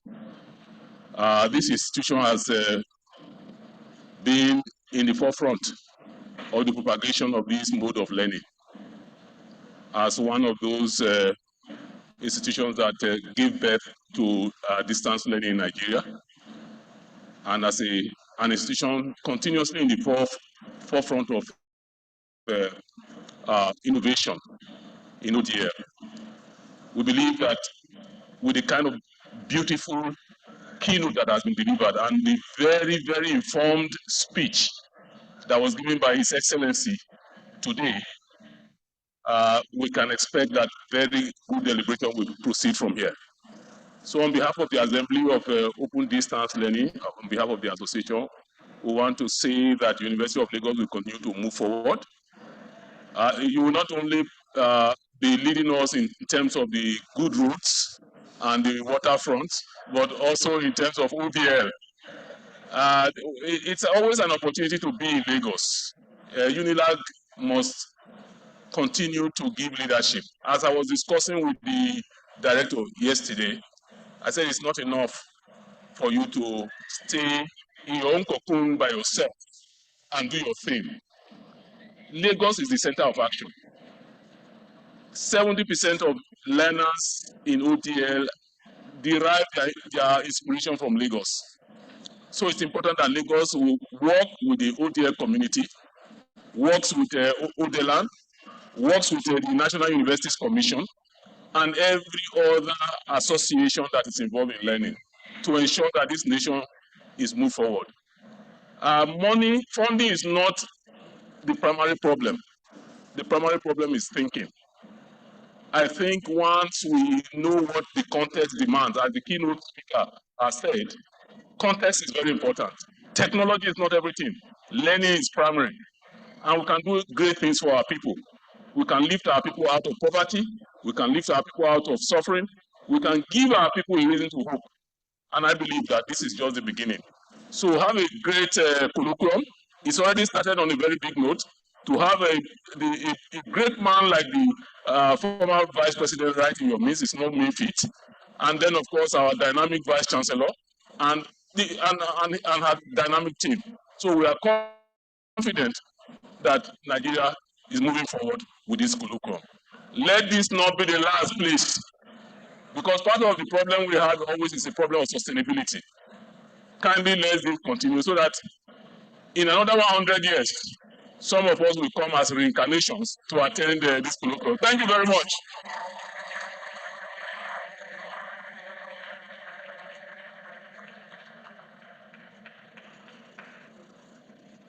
All right.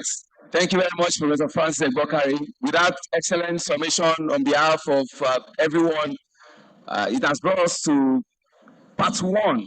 And before our dignitaries go, Professor Yemi Osinbajo, GCON, SN.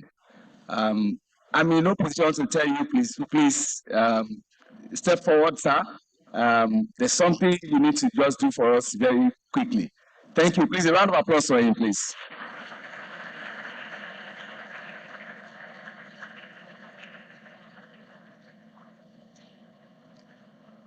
Sorry for disturbing you. I know you attended the Bobby College. My late dad never had an opportunity to stand beside the vice president to take a picture. I want to take a picture with you, sir.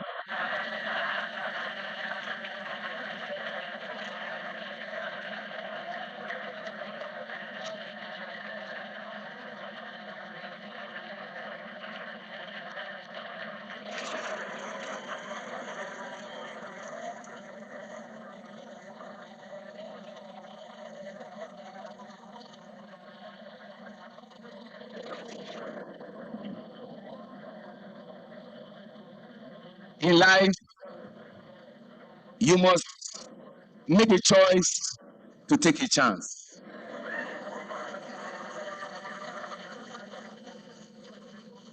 Ladies and gentlemen, after that group photograph, we have come to the first part. The other part, which is the panel session, will happen.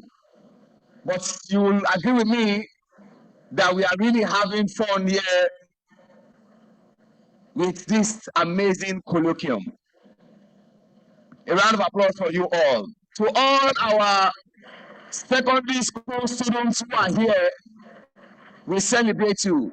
And my prayer for you all, in no small number that are here, by God's grace, you'll be greater than all of us. Thank you once again for coming.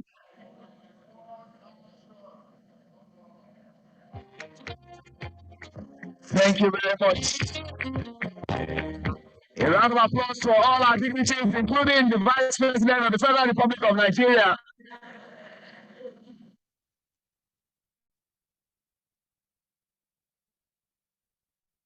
Right.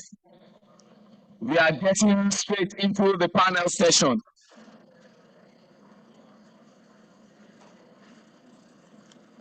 Thank you once again, sir. Thank you, His Excellency. Thank you, His Excellency.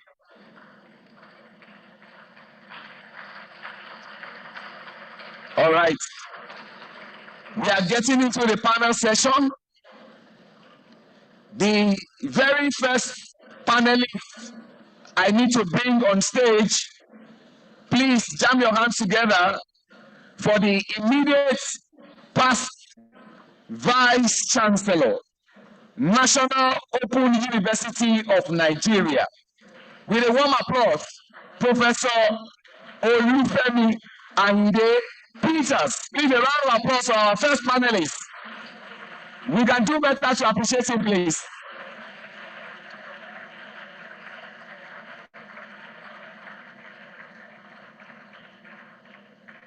Thank you very much, sir. The next panelist I will invite on stage, I will tell him Akuaba because you are welcome. The Deputy Director, Center for Digital Youth Development at the University of Ghana, Professor Simon Peter Kafui Aheto Esquire. Akuaba.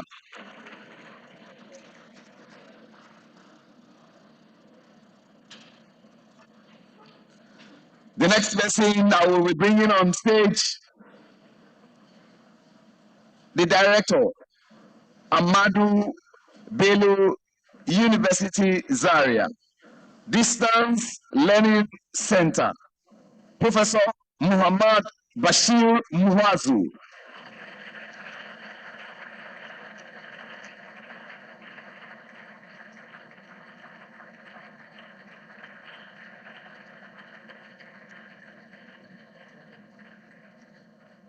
And I just want to believe, joining us online, I'm sure, reading from the University of London, Center for Online and Distance Education, a fellow, Dr. Marr, joining us online.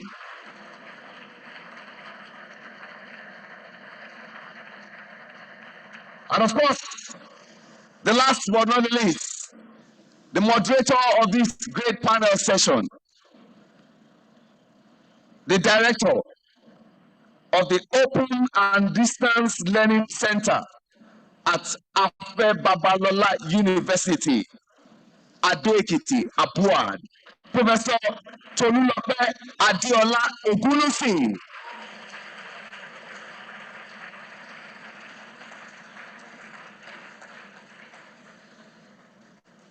I wish you all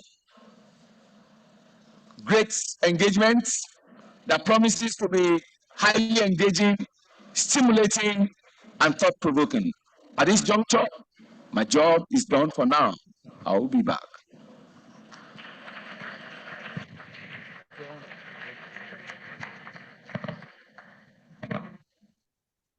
Thank you very much. We have here today experts in different dimensions of the Open and Distance Learning Center. I mean, Open and Distance Learning, and they will be giving us their wealth of collective perspectives and knowledge on how to be future ready. As we all know, education is experiencing a profound transformation. And then the question before us is simply no longer how we can deliver learning, remotely. But it goes beyond that. A fundamental question now is how we can actually, make learning ecosystem that is flexible, innovative, that is accessible, and how we can actually produce graduates that are future ready when we're talking about competencies. So that is that's the main thing that we are going to be talking about, because that is the essence of reimagining open distance ecosystem. Unfortunately, the theme has been divided into 4. And we're just going to start right away with the first one. And then I have a couple of questions for each of the panelists. And the first one is talking about digital ecosystem architecture, institutional leadership, and organizational transformation for open distance learning. It's actually divided into 3 parts. And then the first part talking about digital ecosystem architecture, talking about the design, the system, the system that is available to institutions in form of digital technologies, for learning, for teaching, for administration of the open and distance learning ecosystem. And then when we talk about institutional leadership, it's very, very key. And this refers to the ability of the institutional leadership and also administrators for them to be able to provide vision, strategic direction, resources, policies, for the open distance learning, and how they are able to actually make the ODL a core strategic part. And then another thing is the organizational transformation, which is very, very crucial, because the way that the traditional model is being run is quite different from the way that the modern ODL model is being run. The culture is quite different because the mode of delivery is different. courses needs to be developed. Interaction mostly is online, and that means that lecturers will have to be trained, capacity building. And then don't forget that we have challenges when lecturers don't really want to change. They are used to the normal way of doing things. It's not so easy for them to want to develop course materials and all that. So looking at all these aspects, there is a need to find out how we can actually work on these three aspects to bring a better ODL ecosystem out. And my first two questions go to Professor Olufemi Peters. And the first one is, how can leadership create the vision, policies, and structures required for sustainable ODL? Thank you very much. I had prepared some slides, but I think maybe perhaps because of time, I will take us through a brief overview. When I look at the topic, it actually tells us a little bit of the fundamentals, the broadness of ODL and why we are here, and how the ODL, the leadership, and the sustainability and ability to be able to ensure a credible learning experience for the students is taken through. If you check the first slide, can I have the first slide there to the second slide?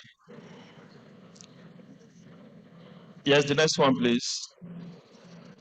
Now, maybe we can just limit all our discussions on this so that we tend to think that the ODL institutions,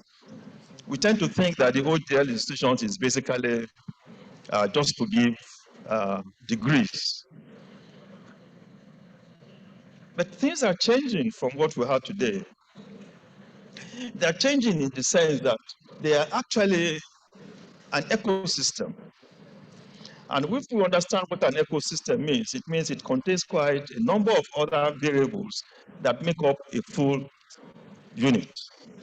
And that is the challenge anybody has in running an ODL institution.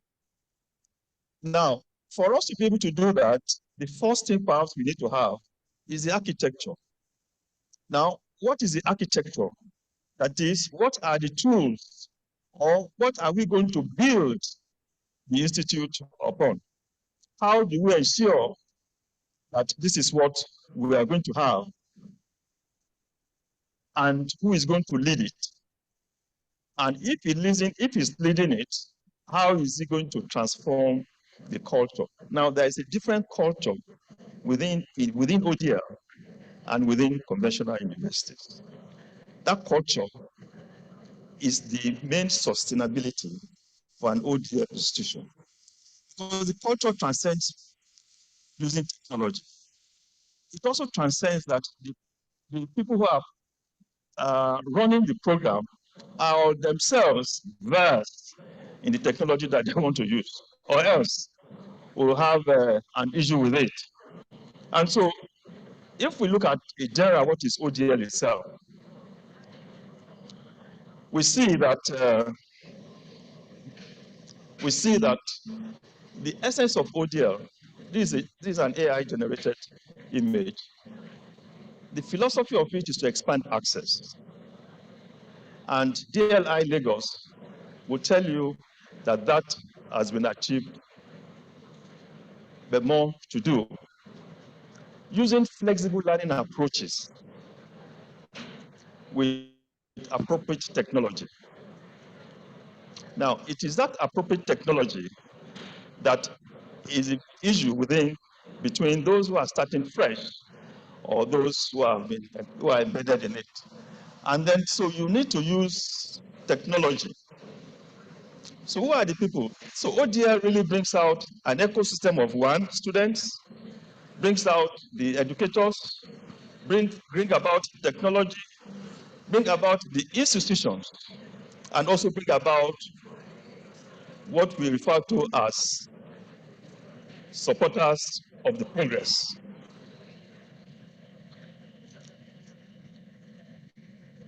In any university, Unilag inclusive, has in its presence many policy documents.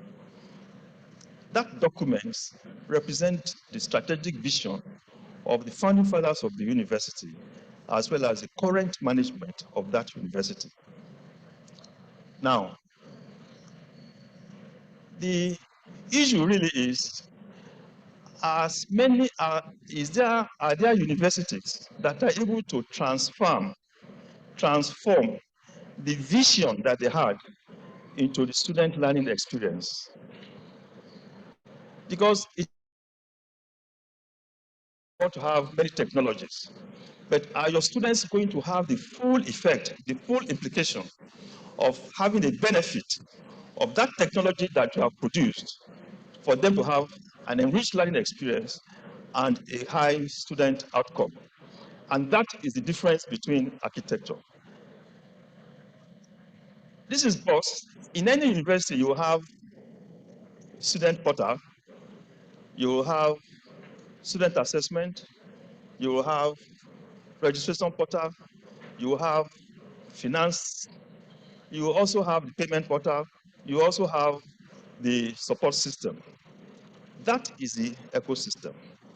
How are you now going to provide it? If those systems are not talking to each other, if they're not talking to each other, the person that will make them talk to each other will be the staff. And there are so many inefficiencies associated with staff getting involved because the various tools that you have are not talking to themselves. So, and that is what we have. Architecture determines what is possible. What is possible. But leadership, which is the essence of what I want to talk about now, is what determines which of those tools is it going to spend money on, which of them are going to be prioritized, and which of them are going to be immediately deployed or in future deployed. And this is what we have. However, how the system now engages, that is what is called transformation. We've had today challenges about culture. Culture. This morning I have some discussions with the director. The challenge an institution like this will have is how to inculcate the culture of an ODS system to that of the conventional system. It's not peculiar to DLI. All dual mode institutions go through the same challenges, unlike where I come from. And so the issue really is, how is the leadership going to manage the various available tools that he or she has in his or her disposition to be able to transform that institute or university so that our students will have a very enriching experience as they go through their course. So I will start for them. Thank you very much, Prof. Unfortunately, I won't be able to ask the second question because of time, but you have actually spoken about it, talking about leadership and also technology. So we'll move on to the second sub-theme, which is innovative assessment and credential integrity in distributed learning. And to answer a couple of questions will be Professor Liz Marr, and she's joining us online. Now, we're talking about innovative assessment, because if you look at the face-to-face, when we do assessment, we give students tests and all that. But when you're talking about assessments in the online ecosystem, it's quite different. And we're also talking about distributed learning. The students are not in the same space with their facilitators. So when you carry out assessment, are they authentic? can you actually say that it's the student themselves that sorted out the assessment and all that? And we have new approaches like artificial intelligence assisted assessment. We also have simulation-based assessment, continuous assessment, summative assessments, and all that. Now, how do we know, or how can we actually show that indeed, it's the students that do this assessment? And then you're talking about credential integrity, because people have problems with certificates that are issued from distance learning center. They don't even want to employ people. I heard there was an occasion somewhere that person had a PhD from National Open University, and the person was not actually going to be shortlisted for interview. And I said, I was actually asking the person, isn't this a degree also? Is it because it's online? So, because people feel that, well, having a degree via online mode, you can actually say that it's okay. So, and I know for me, I think online degrees are even tougher than the conventional ones, because you put in so much, because you're not in the same space with the lecturer. So it's like they're expecting so much from you. So when we're talking, and then when we're looking at students, they are in distributed environments. Some have challenges with connectivity. Some have challenges with electricity, so even when you're going to assess them, the way you're going to assess them should be a bit different, should be more flexible than how you will when you are talking about some other groups of people. So my first question to Professor Marr is this. I hope she's online and she's here. How can institutions design assessment system that maintain quality while accommodating diverse learner needs, such as unreliable internet, limited devices, disabilities, and different learning environments? Okay, thank you. Can you confirm that you can hear me okay? Yes, we can hear you. Okay, thank you. And can you see my slides? Yes. Yeah. Okay, great. Thank you very much. And thank you for the invitation. It's been a real pleasure to join you, and I've enjoyed what I've been watching so far very much. I want to say right from the outset that I have a position around credential integrity, and particularly around academic integrity, that posits that we should be focusing more on whether our students are learning rather than whether they are cheating. And I think that's fundamentally what the concerns are around innovation in and innovative assessment in distributed learning. So I'm going to go through these slides very quickly because I realize we're shorter on time than I expected. But I want to start by saying that I have I've taught and assessed very, very many students. I was trying to work out how many earlier, but I have no idea. But in that time, I've probably found a very small number of students who deliberately set out to cheat, because most of them go to university because they want to learn. And I think it's really important that we have the mindset that we are supporting students learning rather than finding out whether they're cheating or not. I just showed these pictures and they really illustrate something which Stephen talked about earlier, and that is the different concepts of distributed learning. And for the purposes of this particular talk, I'm going to focus just on online distance education, because I think that's where the challenges of integrity and assessment are seen as most acute. Not that they are, but they are seen as most acute. And secondly, I want to be clear on what we mean by credentials. in universities, we usually talk about credentials being degrees, undergraduate degrees, master's degrees, doctorates, etc. But there's many other kinds of credential in our everyday lives.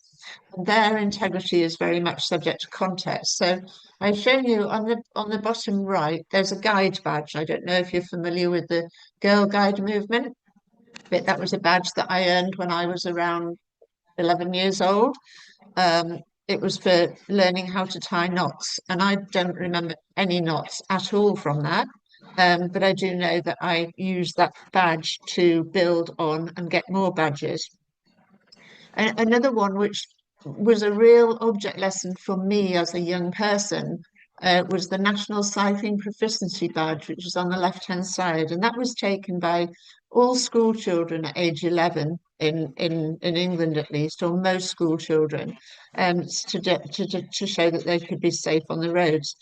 I made the mistake of wearing it on my school uniform in my secondary school when the scariest head teacher in the world caught me and told me in uncertain terms that it had nothing to do with that school and I should remove it at once and never wear it again. So something that I proudly wore as a credential was not recognised in that context. And I think that's an important point to make, that some credentials are valued and others aren't. So what's the difference between these and the credentials in higher education? So I live on an island and it's connected to the mainland by 2 bridges. This is the older one in the picture. It was built by Thomas Telford 200 years ago.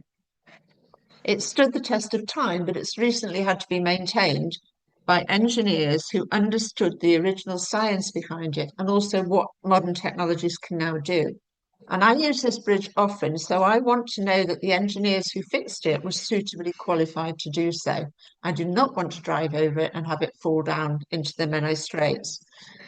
Similarly, I want people who build planes to know what they're doing so that I'm confident in flying in them. I want to be sure that the doctor who is about to perform surgery on me is properly qualified to do so.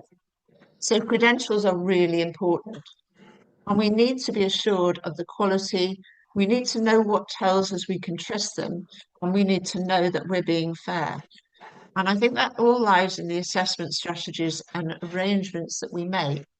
So we need to know that the person we're awarding is the person who has taken the assessment, that the assessment is the work of the candidate, it's not copied or used AI. And I'm not saying people shouldn't use AI, but used in an appropriate way.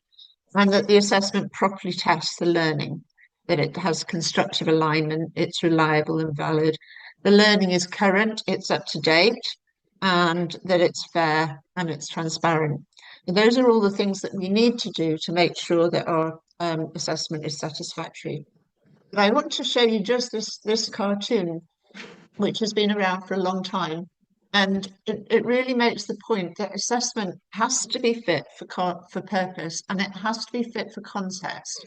So in this particular image, it's saying that for a fair selection, everybody has to take the same exam. They've all got to climb a tree. Well, it's quite clear that the fish, the elephant, the seal, they're no way going to be able to climb that tree. So it isn't a fair selection. It isn't a fair assessment. Now, I agree. I was very pleased to see Stephen talking earlier about COVID being a pivotal moment because I'd already identified that. Overnight, we had a move to online, not just for universities that knew how to do it, but universities that didn't know how to do it. Face-to-face exams were no longer possible. There were developments in proctoring, which made it possible to undertake assessment in some cases, but there was a huge moral panic when it was perceived that the integrity of exams of assessment was being compromised by the way in which we were continuing to assess.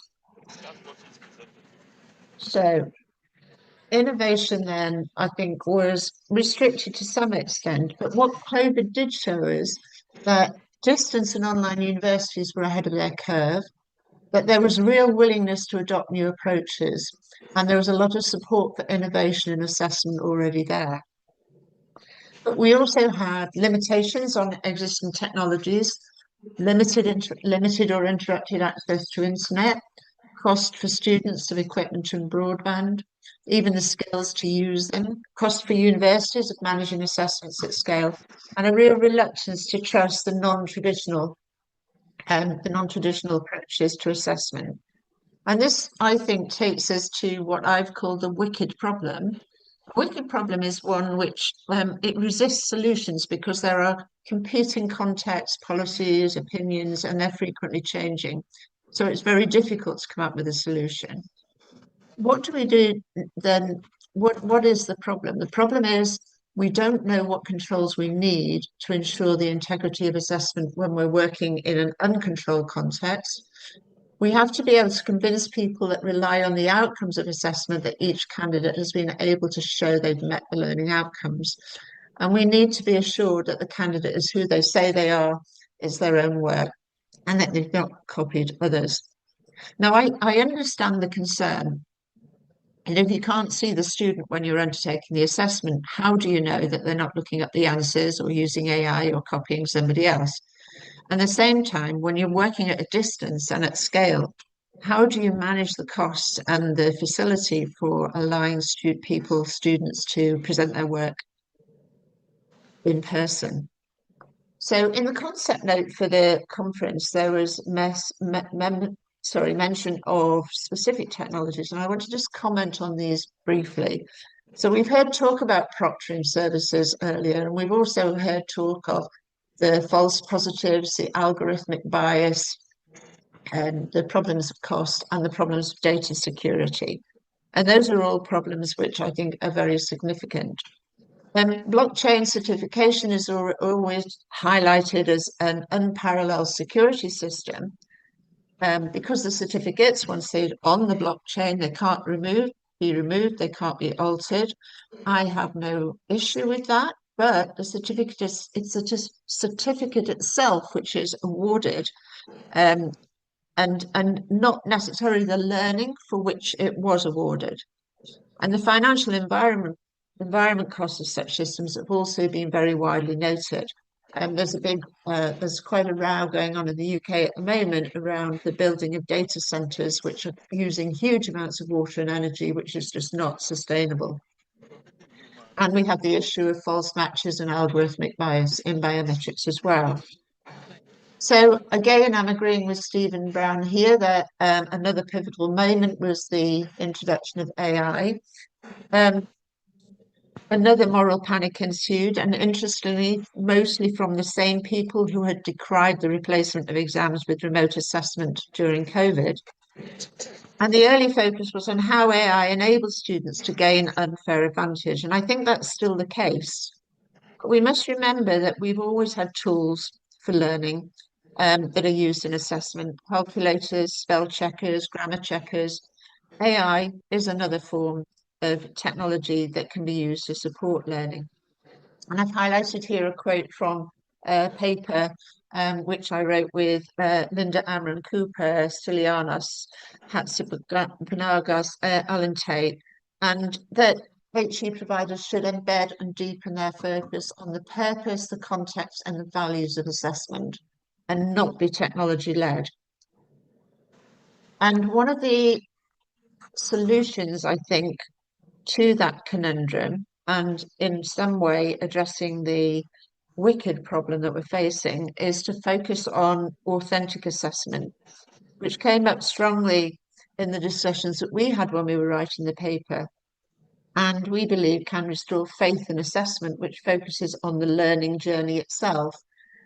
And there's two examples here. Firstly, e-portfolios. These are very widely used in the UK, particularly in degree apprenticeships, where students collate evidence from their work and assessments and undertake reflection on their learning. And the portfolio can include verification from others that the work has been done or the competency has been demonstrated. The final portfolio can be assessed just like any other submission, and the artifacts can include pictures, videos, music, artwork. The student's focus is on their learning journey, and the portfolio is about them. Problem-based assessment or case study assessment also focuses on the application of learning. It's action rather than memory focused, and it uses real-world scenarios and can be undertaken by individuals or groups. And the important point I want to note about these two options is that they are human-centered rather than technical-centered. We have a lot of technological tools available to us, but for real authenticity, we have to put the student, the human, at the heart of the learning and the assessment. And just final point, in the UK, we have an expression, the proof of the pudding is in the eating. In other words, it might look good and smell good, but until you taste it, you don't really know if it's any good. And I want to suggest that the proof of integrity of our credentials is demonstrated in the ability of our graduates to do the things we need them to. They will become the doctors, the engineers, the lawyers, the artists, the accountants, the teachers. They will carry our reputation and the reputation of our credentials. So it's up to us to equip them to do this by ensuring our assessment approaches support learning, encourage them to always question, especially about the edibility of poisonous mushrooms, and show that learning outcomes have been met and are fair and inclusive. So I rushed through that rather in order to get most of the points across. And I've just added in the slides, which I think are available, some webinars from the Code webinar series that might be helpful in looking at these questions in more depth. Thank you.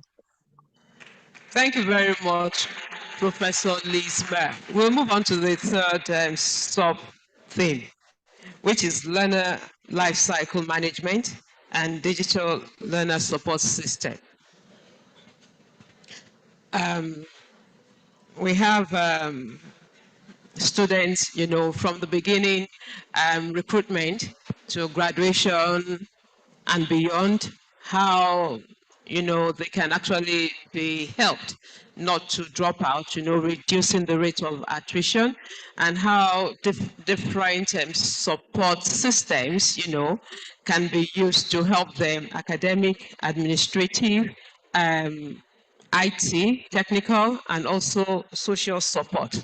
And then we also have learning analytics, which can be used to help to know the progress of students and to know where there is a need for intervention. And also the alumni should also help when we're talking about credibility, and also how they can actually help the students. I mean, the new ones, to be able to remain and not drop out. So I will ask Professor Aheto. Hopefully I'll be able to ask you two questions. The first one is on learning analytics. How can learning analytics be used proactively to improve learner retention and students' success in open and distance learning? Thank you very much. I bring you greetings from Ghana. I've been warned not to talk about the Ghana and the Nigeria jollof, so I'm not going to start it. Anyway, learner lifecycle management and digital learner support systems. So it's all about transforming data to decisions. Our students in open and distance learning are always lonely most of the time. It is because we have a lot of data about them, but we don't use the data for what we have to use it for. I will not use. They need to be system. I'm summarizing. Okay. So I just want to summarize because of time. So the most important thing is the data about the students. But how do we transform this data into decisions and to also help the students? So most of the time, we want our alumni to come back to help us. But we all have to note that our alumni become alumni from the day they see our adverts. So from the day they see our adverts, we start grooming them because they become alumni. I think what students of ODL will love so much is about they being prompted, they being pampered. But today we have what we call AI, and we can use a lot of the technological tools to our advantage. So let me share a case study from the Czech Technical University in Prague with you. So not too long, they were able to reduce attrition rates from 37% to 19% because they tried as much as possible to look out for the flashpoints. Maybe students who are not attending lectures, they try to follow up.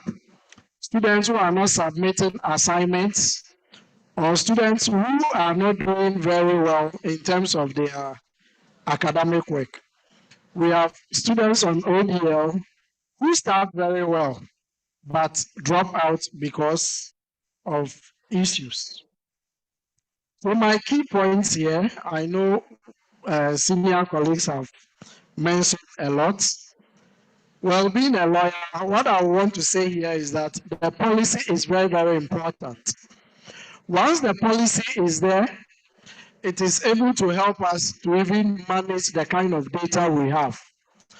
Sometimes we have a lot of data, but we are not allowed to use or expose aspects of the data. So we need to move from just data collection to the decision. And some of the key takeaways that I would love to give is to become more of the predictive people and then the prescriptive. So we should move beyond the descriptive. We know what will usually happen. We know how these things happen. But now we need to be ahead of the student who wants to drop out. We really need to be ahead of them. So in a nutshell, what I would like to say here is that our alumni registration actually starts from when we put our advert out. And for the alumni, what is important to them is about how they can become advocates for us, how they can provide mentorship, and how they can give us feedback. But the issue is when they leave, do we even have adequate data on them? Do we follow up to see how our alumni are doing so that it becomes incentive for those who are still in school? Well, others have done it and it is working for them. The Open University UK, they've been able to do something. I've just given you an example of the Czech Technical University.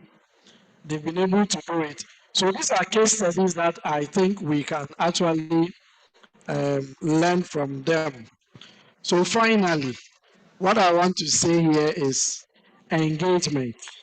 Engagement before, during, and after a student's life in the ODL system. Thank you. Thank you very much. Now we'll move on to the fourth sub-theme, which is micro-credentials, alternative certification and recognition frameworks for the 21st century competencies. And this is, the three parts are interconnected. When we talk about micro-credentials, there are smaller units of certified learning that is focused on specific skills. You know, you can imagine a computer science graduate looking for a job, after service, and is told, 4 years experience, and he wonders, where am I going to get 4 years experience? I only finished my service here and all that. So we're talking, I mean, when you talk about micro-credentials, you talk of alternative certification aside from the normal one, you know, from the traditional mode of education. Is it accepted? Are people accepting micro-credentials? Are they authentic? And then you wonder which one should employers, institutions, you know, agree for learners to use. And you find out that most people at their places of work, they need to learn an additional skill because things are evolving, things are changing. We have moved beyond one degree, one career. You know, people are taking up new skills. It might be entrepreneurship skills, you know, innovation, leadership skills, and all that. So how are we using all these ones how are we using them for competencies in the near future? So I will ask questions from Professor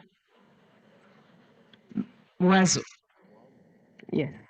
You know, talking about micro-credentials, should they be allowed to accumulate into degree programs through a credit transfer system? And what role should regulatory bodies play in approving and monitoring micro-credential programs? Before you answer that, I know that in Nigeria for now, there's nothing like micro-credentials, you know, you stack them and then you use them towards a degree. I don't think any university, they're working on it. Okay, NUC has a policy on it. But then I don't think most universities have actually applied those policies. So should I repeat the question? Okay. Okay, thank you. And it's a pleasure to be in Lagos at this colloquium. And to maybe just to start from where Professor Peters interjected, to say, and maybe indirectly to answer your first question or your question, principally, the NUC has actually worked with a lot of other organizations and the Commonwealth of Learning, and just July, just released the National Micro-Credentials Framework for Nigeria. Yeah, so there's actually a framework, but it's still at level of well, it's out, and universities have been asked to start looking at it and start sensitizing the university communities about the national framework. And so, however, I think it's important that we create the proper demarcation as to what the focus of the micro-credentials are. Yeah, and so I think the first thing is to look at it essentially that they're supposed to provide alternative maybe justification for competencies that you're supposed to have acquired outside of the conventional skills. Just like you said, somebody can acquire a skill in, maybe you're a lawyer and you say you have skills in public speaking, and people ask you, what do you have to justify that you have skills in public speaking? And you could show a micro-credential. However, how will they justify the credibility of that micro-credential? So that's one aspect. I'll answer that question shortly. That's one aspect. The other aspect, which also you raised now, is whether people can accumulate credits from those micro-credentials enough to earn them a degree. And so we'll also answer that shortly. So now that's what essentially the National Micro-Credentials Framework for Nigeria tries to answer, because it tries to give a definition, a Nigerian definition for what constitutes the micro-credentials, and ultimately defines a national issuer of the micro-credential, which is supposed to be the NUC. However, it's a federated model, so they can accredit institutions to also issue it, but because there's also a verification layer which lies with NUC. So any credential that is issued by, if University of Lagos is accredited to offer some micro-credential courses, or ABU Zaria, or Afe Babalola, all of these universities, they can issue, but it has to be accredited by NUC and follows the NUC guidelines. And then because we also have a verification portal, so any employer, anybody, anywhere can go to the verification portal, and within just a few minutes or seconds, you can verify that this credential is authenticated and it's valid within the Nigerian context. So in terms of all the definitions of micro-credential, and I think this is where it becomes very important that we have a body or a framework now, because first and foremost, those micro-credentials have to be assessed. There has to be a trusted issuer. So in this case, that's NUC. It has to be, it can be standalone. So for instance, if we're looking at it towards maybe earning a degree, so that means if you're going to look at a BSc computer science program that will be earned through micro-credentials, then you look at how many courses somebody needs to offer to get a degree in computer science, and each of those courses can be maybe standalone.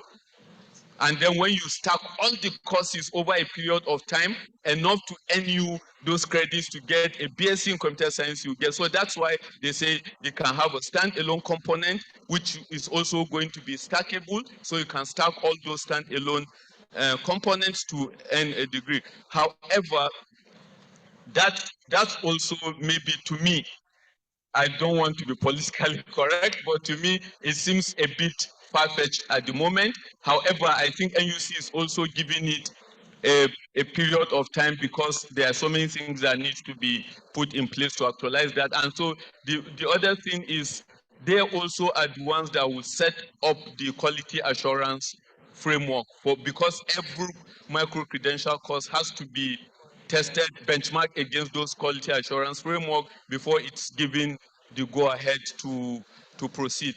Now, however, these alternative competencies are no longer, it's a reality that universities have to accept and have to think about providing them, because most of the young people here would know that there are so many opportunities for them to get alternative certifications now. There are many academies, I'm sure here they have Huawei Academy, they have Google Academy, they have AWS Academy. People get industry certifications, and a lot of young people are realizing that these industry standard certifications are becoming much more valuable added resources to their conventional degrees. And also, there are a lot of these MOOCs making so much money from a lot of us here, because people will go to Udemy, people will go to Coursera, EDX, and get and most of these certifications are essentially also no different from micro credentials, essentially. So I think it's important that we look at it from that context. However, there are certain questions I think we need to maybe put on the floor for people to think about. Would University Senate consider doing bits and pieces of micro credentials and accept them as being sufficient enough to make up credit units to get yeah, maybe even if it's just a course. If I have a course and there are 4 modules in the course, and you take I take you a module in the class, and then you see Unilag, they have a micro credentials, and it reflects module 2 of my course. Can you go and take that micro credential in Unilag and come and tell me I don't need to do module 2 of your course because I have earned that? How will university senate take that? Then this, like we said, one of the critical elements of any micro credential is that they have to be assessed. Who does the assessment? Who trains the assessor? And what are the criteria for that assessment? Thank you. Thank you very much. Those are questions that each university will need to answer. And before I say one or two things, I don't know if we have one or two people that might want to give comments or ask questions before we close this session.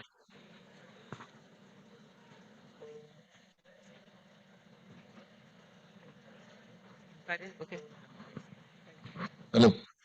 Please, owing to exigency of time, we'll be able to take 3 questions. If I see the hands up, I would bring the mic. Wow. I will not give you care. I will give you a number 1, man. Okay. Please, a round of applause for the representative of the NUC chairman, please. Dr. Murepishi. Please, a round of applause for her, please. Thank you very much. Good afternoon to all of us. And congratulations once again for this beautiful colloquium. And I'm glad to be here. And I bring greetings from the National Universities Commission and the management. Just to add to what has been said by Professor Peters and Professor Moazo, NUC has been very, very responsive. ODL is one of our key focus, even as National Universities Commission. And in my directorate now, our slogan is open, distance, and e-learning. That is the future of higher education in Nigeria. And sincerely, that is the future. Just to add to the issue of the micro-credential, let me just give, I know that just like Professor Moazu said, we're on course already. We are working. The national framework is ready, which has been sent to all universities. And also, just like he mentioned, that we are encouraging universities to get ready. And the good thing with Nigeria is that we take our time to make sure we start something. But when we want to start very, very well. How many of us are involved in Coursera similar micro-credentials? Can I see our hands? Yes. Very soon, very, very soon, Nigeria micro-credentials will be on board, and I can assure you. We want our youth to have the micro-credential, child learning. It can be nano, it can be micro, but we don't want you to do it in vain. That's why we are taking our time. We want this micro-credential to be useful for you. Useful in terms of accumulation for future use. And we are working to ensure that the micro-credential is aligned with the National Qualification Framework. It will not stand alone. It should be useful. Now, if you do Coursera, you pay, you do, it doesn't really add to your credential to be recognized. So we are working for it to be recognized, for it to be useful. And now, that is why the next stage we have now is developing a guideline. We want universities to be innovative on the micro-credential. And we are just trying to have a guideline. And we are at the stage, the next stage, immediately we finish the guideline, is we are piloting with 2 universities, which is National Open Universities. That is why it's ahead in our step where we are now, and the Ladoke Akintola University. Why we pilot with that state, we want to do it and learn and then move forward. But I can assure you that we are ready for that, and the micro-credential is ready. We can take it a bit, we can take it but the quality assurance must be ensured so that it will be recognized and it will be acceptable nationwide and worldwide. So that is why we are now. And we are encouraging the universities too to be ready. To be ready. Whatever they can do now, be sensitizing, be ready. And once we are on board, please fly with us. Thank you very much. Please, if you want me to be in Abuja, following her, so NUC is in Maitama. Am I correct? True or true? False. NUC is in Maitama, right? Yes. And we are going together now. Why are you now? Please, a round of applause for Dr. Fumilola Morebise, the director there at yes, the directorate. Please, I will take just 2 more questions, a male and a female, so that we close shop on this. Thank you once again. I see one hand up. I've seen a female. I would like to see a male also. Good afternoon, everyone. My name is Mayowa from Public Admin 400 level. I have a question I would like to ask. Is there anything that can be done? I took some of my points from the first lecture from Professor and the other white woman that spoke online, Professor Liz. Is there anything that can be done to help students in DLI, like this MTN, the network providers, to have a partnership? What I'm trying to say is that data is expensive. Having to have on online classes, is there anything with the school to also partnership with the network provider to make the particular website for studying, make it as in minimize the costs? Is there any way it can be done? Just like Elise has said that there's limitations, minimizing costs. So please, thank you.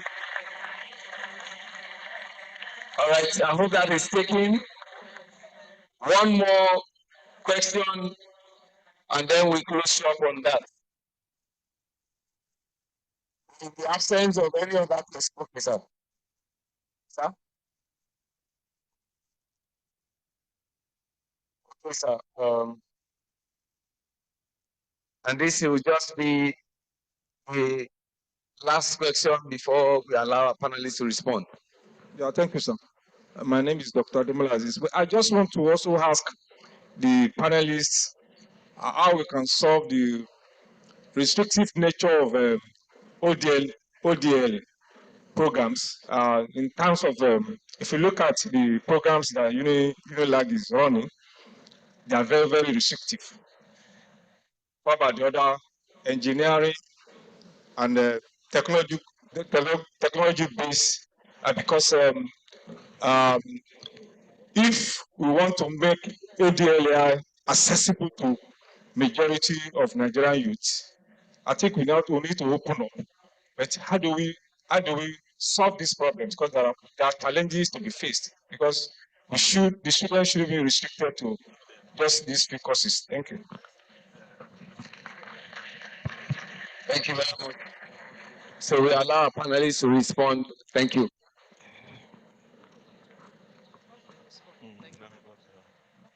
All right, thank you very much. I've been elected to address a couple, and I will just make for the first one, that of the student. What she has asked is actually what we refer to as equity and inclusion in open and distance learning. And one of the greatest challenges students have, because they have to read and access their content online, is the issue of data. And she's asked a very pertinent question. And there are 2 alternatives to that. And I will tell you the one Open University, National Open University has used. When we first started running Open University in Nigeria, we had relationship with Glo and MTN. So it is possible that your university can have a relationship with Glo and MTN by having specific designated SIM through which content can be rolled through, and then a negotiated charges. But with time, we found out that even that was expensive. And so we came to the second option, which is also very expensive, but it is now transferred to the system, that is the university, rather than to the student. It is possible to do that in our own case. And I think it may be possible to do that in the case of DLI, which is to provide local area network on campus. So that whenever students want to access within the vicinity of the campus, they will be able to access it free. That's what we have done in the National Open University by having optical fibers with substantive bandwidth in about half of our study centers that have large student population. This has an advantage. Part of the advantage is that, or rather, it solves a disadvantage. One of the disadvantages of ODL is that students feel isolated. They lose peer relationship. And they also don't have identity with a particular institution. By situating one of the major assets, facilities that they need to have within the campus, they are also able to feel part of being a student in a recognizable space, institution, and therefore the motivation to continue as a student is a little bit enhanced. So those are the two options. The first option is either that the University of Lagos, through the DLI, negotiates with MTN or negotiates with Glo. Well, it used to be Glo then. Maybe Airtel is perhaps also there now. And find with a common registered SIM, and they're not able to charge a moderate charge within that particular domain. The second one is the one that I said we are using now. We're encouraging our students to go to our various study centers all over the country, and where we have provided network for them and facilities in terms of laptops to be able to use. The second question actually affects me. I read chemistry, and when I became Vice-Chancellor of Open University with a chemistry background, the first thing that occurred to me was my own colleagues in the professional field will ask me, Professor Peters, you are a chemist. How are you running BSc chemistry? And that was one of the things I said, I will have to show the credibility that the BSc chemistry I offer is the same BSc chemistry the University of Lagos or University of Ibadan, where I schooled, offers. And there is one thing I want us to know. There is no 100% online tutoring. So majorly in sciences and other fields, science and technology fields. That is, even at the Open University UK, where we got our model from, and that of Indira Gandhi National Open University of Nigeria, which we model most of our programs, there is a residency time for students to do practicals. That is, there is a residency time. The residency time means there are times within the year that students will be allowed to do concentrated practical classes so that they will have hands-on experience as well. This is what I think happens almost all over. However, technology is improving, and we now have simulations. I'm happy to tell you that one of the things we did in National Open University of Nigeria the last 8 months was to develop a simulation for a particular chemistry practical for the 100 level students to see how it could be piloted and see whether it will provide the same learning experience than a hands-on. If you check all the various software applications in the world now, there are so many of such simulations that are already in the market that DLI can use, but will it solve the issue of hands-on?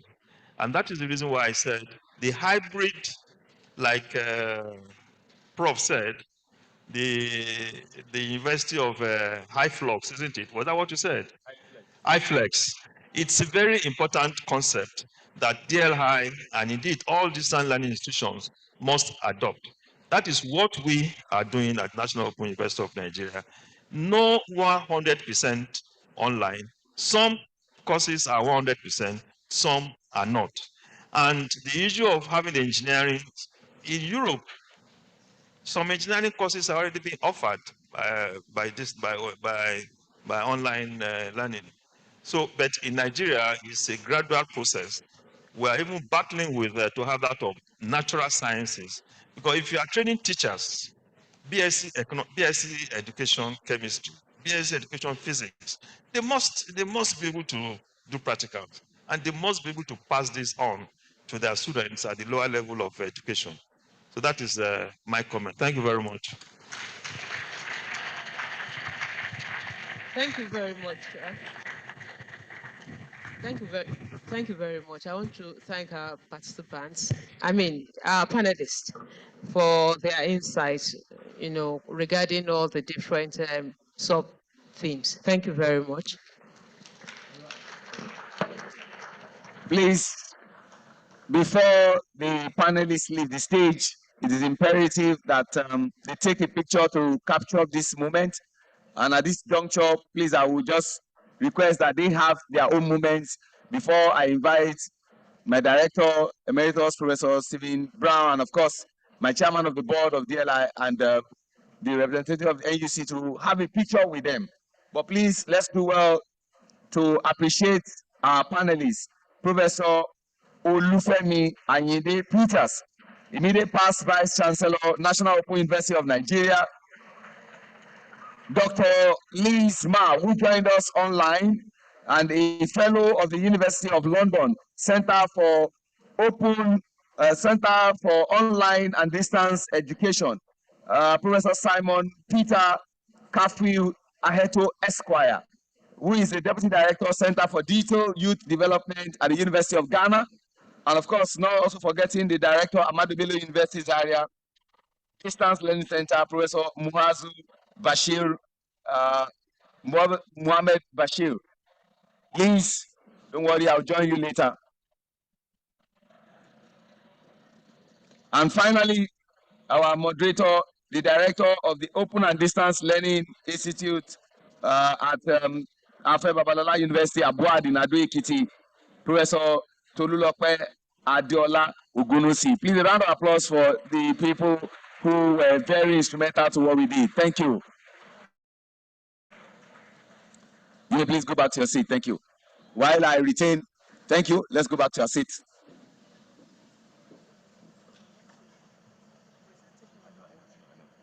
Yes. All right. Let me first allow you to say while I hold on, sir. Dr. Fumilola Murebishe, please come forward. Fumilayo Murebishe, please come forward. Please, sir, don't go yet, sir. Hold on, sir. Thank you.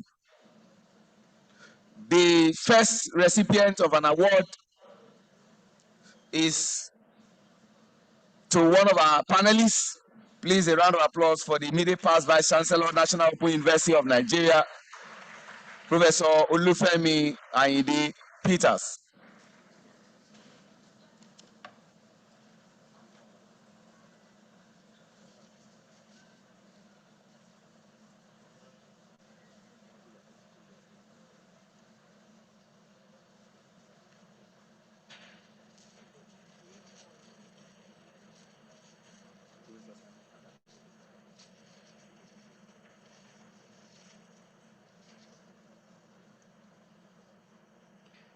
Please, I need one microphone. Okay.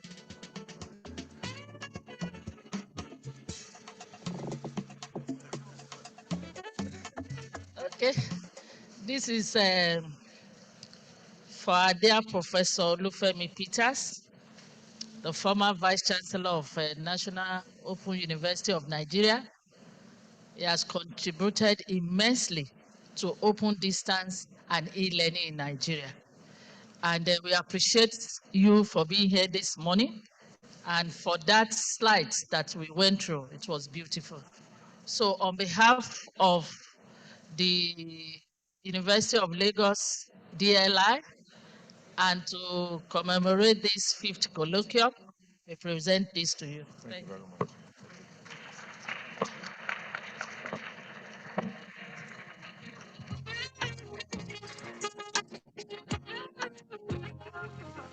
All right.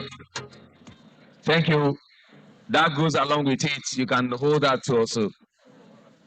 Congratulations once again, Professor Olufemi and Peters, immediate past Vice-Chancellor, National Open University of Nigeria. The next person I will be bringing on stage, while I still retain you, ma, don't go yet. You are doing one more for me. Professor Simon Peter Kafi Aheto Esquire, Deputy Director, Center for Digital Youth Development at the University of Ghana.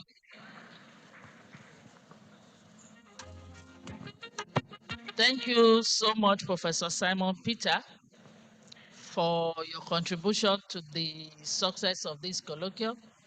We appreciate you as our brother, not only in jollof rice, but also in ODL. Thank you so much. On behalf of the University of Lagos DLI, we present this to you.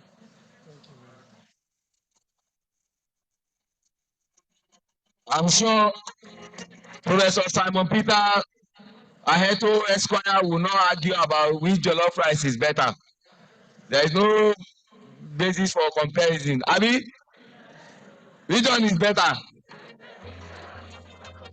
Prof, Ghana jollof or Nigeria jollof? Both. No, you even say Ghana now. Ghana. Thank you, Dr. The next person that you do for me is Dr. Liz Marr. Liz Marr is a fellow University of London Center for Online and Distance Education. She's not here, but I have Emeritus Professor Stephen Brown, who will deliver. Because when you are going, we are going together, and I will give Liz Marr. You will go home, I will take you to University of London, right? Are we not going together again? Are we not going together? How could I possibly say no? Did you hear that? How can I possibly say no?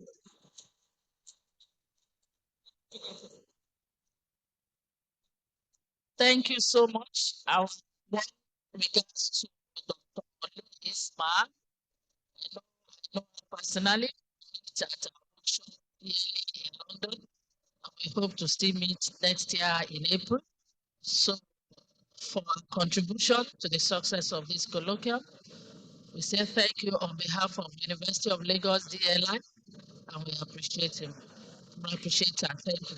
Thank you. Thank you. Thank you very much. And this presentation will make it the last Dr. Fumilani Morebishi will do for me.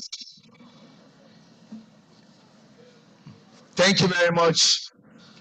Thank you very much, ma. Thank you very much. All right. Thank you, ma. You can go back to your seat, ma. The next presenter will be my director of the Distance Learning Institute to stand by while I invite Professor Samuel Olobani, the chairman of the board of Distance Learning Institute and a professor of geoscience. Please give him a round of applause, please. The next recipient is Professor Muhammed Bashir Muhazu, Director, Ahmadu Bello University Zaria Distance Learning Center.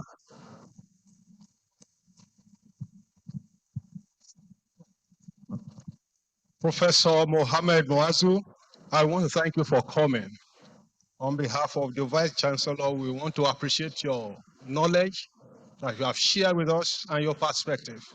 So on behalf of the university, I present this to you. It's a show of appreciation.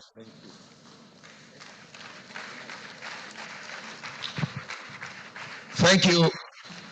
The penultimate recipient is the moderator who did excellently well in the coordination of this panel session. The director of the Open and Distance Learning Center at Afe Babalola University, Ado-Ekiti, Abuad, Professor Tolulope Adeola Ogunosi. Please, a round of applause for her, please.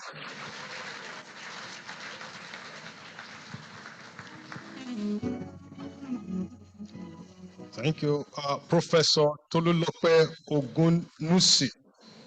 On behalf of the Vice-Chancellor, I want to thank you for coming, for participating and sharing your knowledge, your perspective, and your experience with us. I think it will be of great benefit to us. Thank you.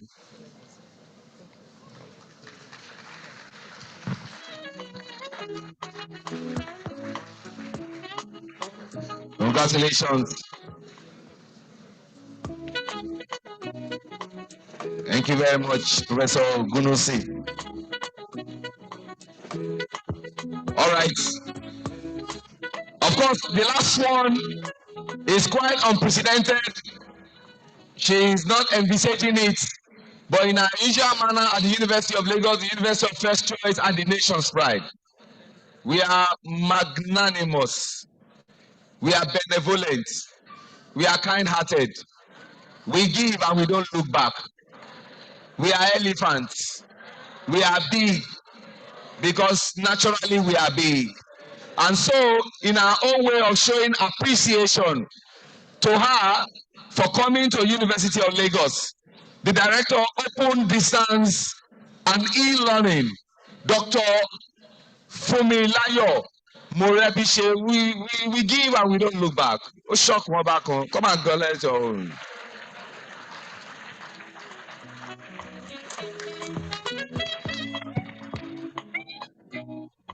Dr. Fumilayo Morebise, we thank you for coming. On behalf of the Vice-Chancellor, we want to appreciate you for what you have been doing for us.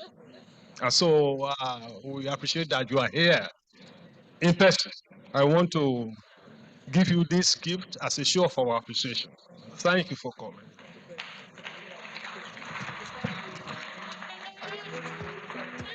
Mark, you can't be on this stage and you not say something. All the way from the seat of power in Abuja, you have to say something, even if it's just for 1 minute. Thank you. Please, let's give her a round of applause. They say you should take the special stage. Should I also leave the stage for you, ma? Ladies and gentlemen, please, a round of applause for the Director at Distance and E-Learning. A round of applause for Dr. Fumilayo Morebise. Thank you very much for this opportunity. Once again, I say congratulations to the University of Lagos and the Distance Learning Center. And she's my very good sister, you know. Sometimes we are very close. And we've been in this DLI. But I must commend the efforts of the university and the support from the Vice-Chancellor. And that is why one major thing that I made, that is, when I came into office, is to ensure that our Vice-Chancellors are carried along. Because when the DLI has support of the Vice-Chancellors, the sky is not the limit. And I must commend our chairman of the center, in as much as we want the center to be autonomous so that they can stand and stand strong. The DLI of University of Lagos has been a major example, even for other institutions that are trying to be dual mode like University of Lagos. And I must comment that you have been receiving some people. By the time I visit their school, I'll say, please, you go to University of Lagos.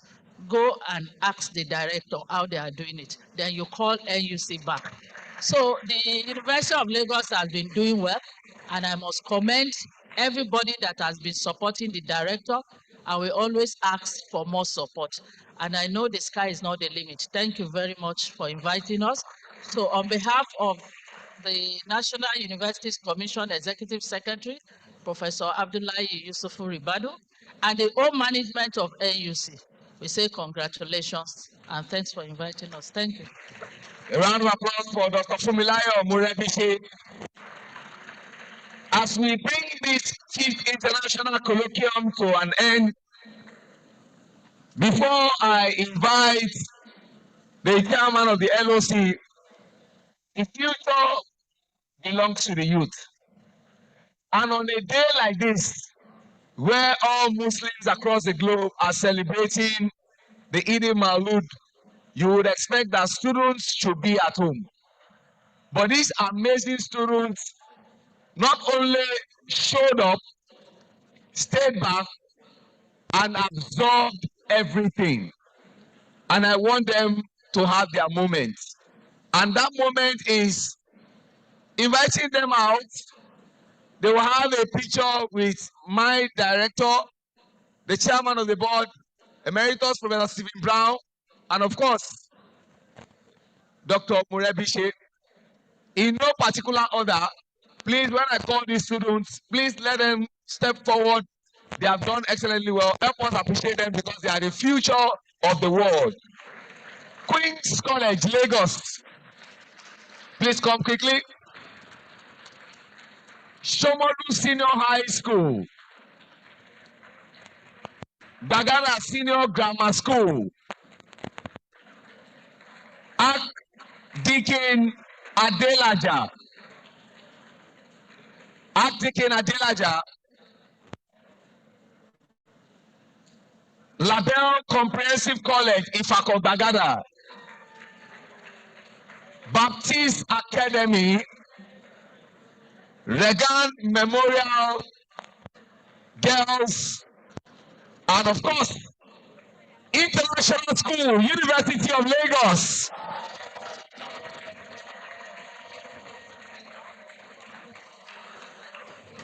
My director, let them.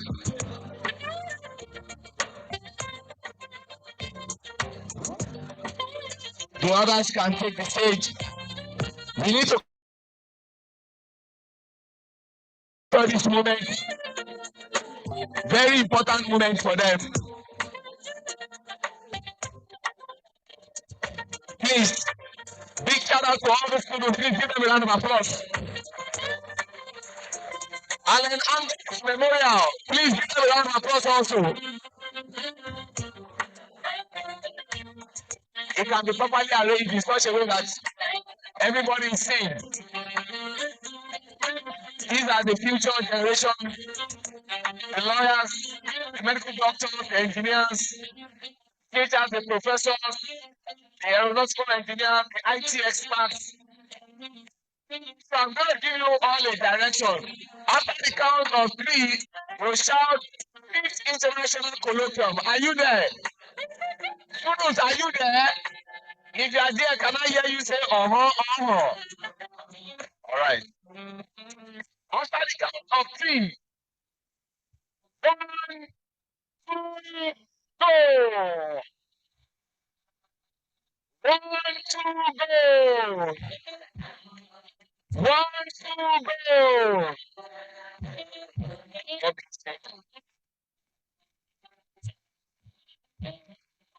Thank you. Please go back to your seat. Thank you. We love all of you. We love all of you. Thank you. We are so excited to see Emeritus Professor Stephen Brown. Thank you, wonderful children.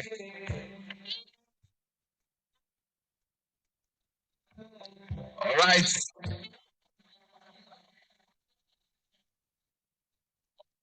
Before we bring this to a close, in every event, there are local organizing committees that put together a fantastic event. You will agree with me that the first edition of the International Colloquium was good, second was good, third was good, fourth was good, but this 5th was over the moon. And they continue to raise the bar as far as organizing of this event is concerned. And so, before I invite their chairman to give a vote of thanks, let me use this medium to appreciate all amazing members of the 5th International Colloquium Committee 2026. The chairman or chairperson, as it were, Dr. Adenike Oladipo. Please, a round of applause for her. Dr. Abosede Ebayi, who is also a member. My deputy director, Mrs. Mabel Imona Satan. A round of applause for her. The Institute Accountant. Dr. Gloria Alaneme. A round of applause for her. Dr. Obiageli Modebelu. A round of applause for her. Dr. Lukman Oyelami. A round of applause for him. Dr. Olufemi Adeumi. A round of applause.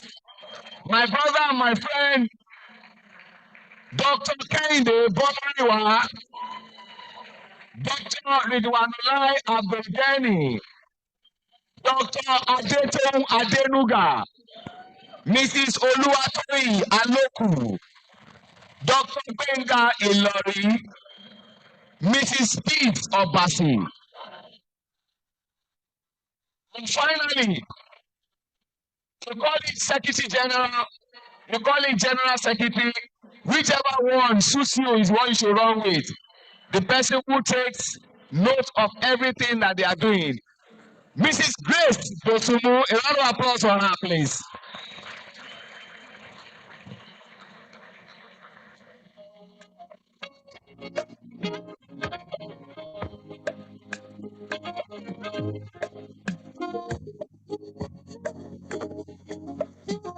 And of course,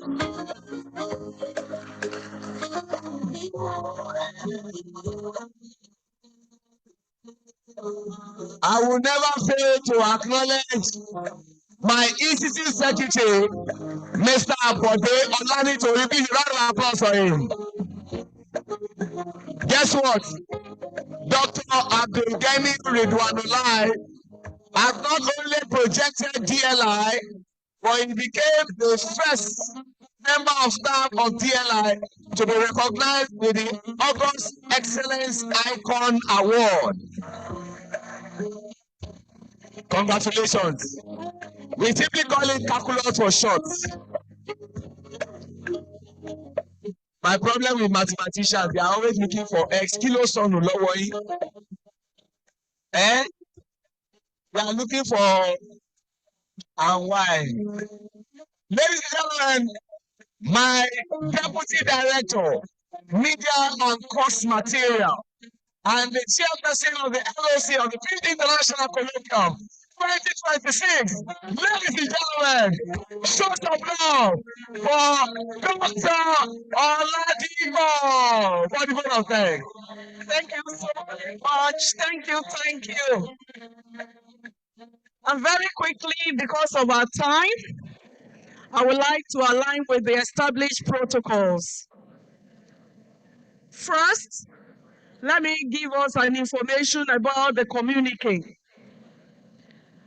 Distinguished guests, ladies and gentlemen, I'm pleased to inform you that the communique of this 5th International Colloquium has been fully drafted and adopted by the committee.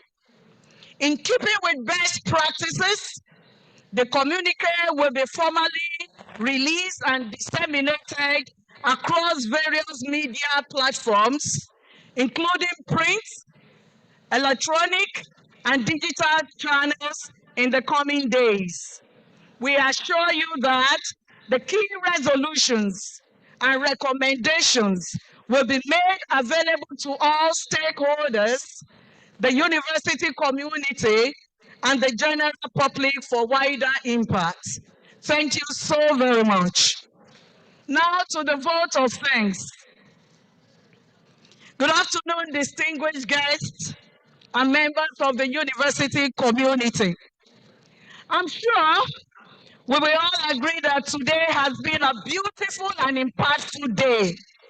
Yes? Thank you. With a heart full of gratitude to God. And on behalf of the board, management, staff, and students of the Distance Learning Institute, University of Lagos, I express our sincere appreciation to everyone who contributed to the success of today's 5th International Colloquium. To our university leadership, the Vice-Chancellor, Professor Folashade Ogushola, OON, FAS, Deputy Vice-Chancellor, Academic and Research, Professor Matthew Olusoji Ilori, Deputy Vice-Chancellor, Development Services, Professor Folusho Afolabi Leshi, Deputy Vice-Chancellor, Management Sciences, Professor Muyiwa Falaye, the Registrar, Mrs. Abosede Wycliffe, the Bossa, Mrs. Fumilola Adekunle, the University Librarian, Professor Alatokunbo Okiki, the Provost, College of Medicine, Professor Ademola Oremosun. Thank you for your leadership and for honoring us with your presence. Thank you so very much. To our distinguished speakers, the chairman of the occasion, Professor Yemi Osinbajo, SAN, GCON, guest speaker, pre-colloquium, Professor Francis Egbokari, the president of Auditorium, keynote speaker, Professor Stephen Christopher Brown. Thank you for sharing your invaluable expertise and insights. To our panelists, Professor Olufemi Anyide Peters, immediate past Vice-Chancellor now, Dr. Liz Marr, Fellow University of London Center for Online and Distance Education, Professor Simon Peter Aheto, Deputy Director, Digital Youth Village, Professor Muhammed, Director, ABU Distance Learning Center. Your thoughtful discussion added immense value to the colloquium. We also appreciate former principal officers, the chairman, Professor Olabaniyi, and distinguished members of the DLI board, former directors, deans, all directors, head of departments here present. Thank you for your support. Provosts and rectors from our neighboring higher institutions, we say thank you for honoring our invitation. Special thanks go to Auditorium, ably led by Professor Francis Egbokari. For your partnership, we say thank you. We cannot thank enough. We continue to thank you again and again for the presence and the representation of the NUC. We have in our midst representing the Executive Secretary NUC, Dr. Fumilayo Murebishe. We are indeed very, very grateful for gracing this occasion. To all members of academic non-teaching staff, thank you for your dedication. I also appreciate our children and their teachers from the neighboring secondary schools. Thank you for coming. You are a wonderful plus to the colloquium. To our media partners, we extend special thanks to the journalists and television station here present, and to the University Communication Unit for your coverage. Thank you for helping to disseminate the outcomes of this colloquium to a broader audience and for projecting the image of the university. To the technical support team, your tireless effort behind the scenes are deeply appreciated. Finally, to all friends, supporters, sponsors, our wonderful students and their executive, the executive of Delisa here present, everyone seated in this auditorium, all our virtual participants, thank you for your time and contributions. Last but not the least, to all members of the Colloquium Committee, Planning Committee, I doff my hat. Thank you for your hard work and excellence. Once again, on behalf of DLI, thank you and God bless you all.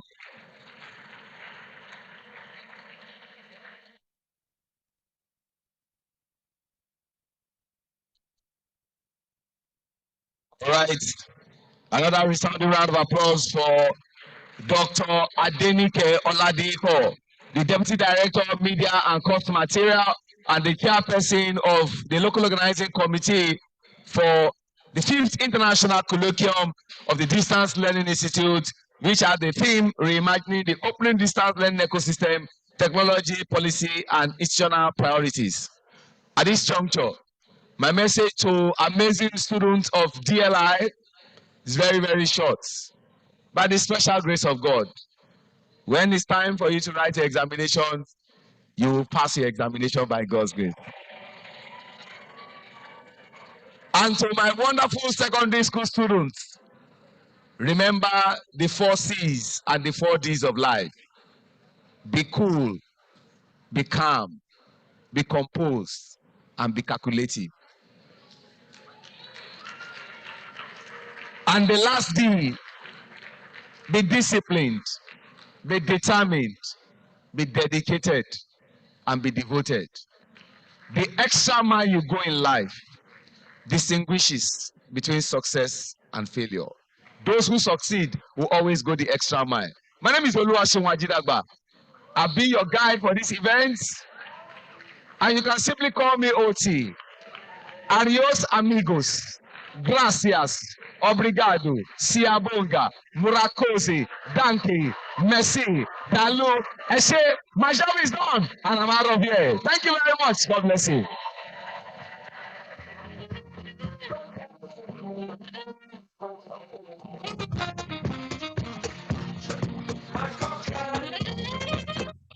As we go, the anthem, the Unilag anthem, and then the national anthem. Let's quickly have the Unilag anthem.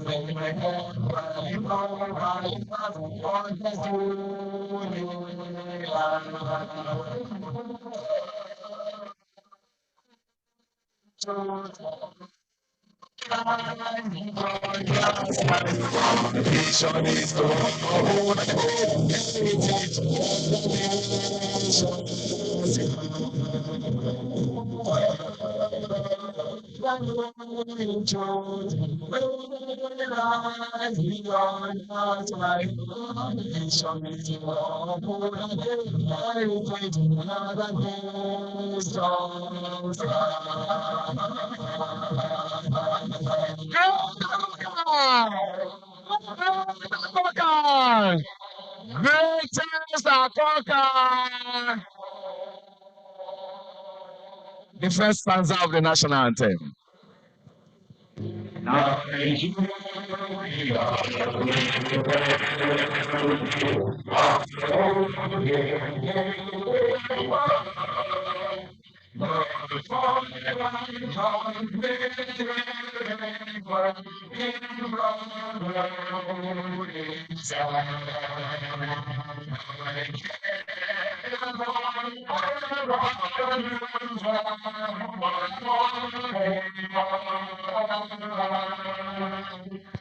Thank you very much. Thank you very much. See you by God's grace at the 6th International Colloquium. Happy holidays. God bless you. Bye for now.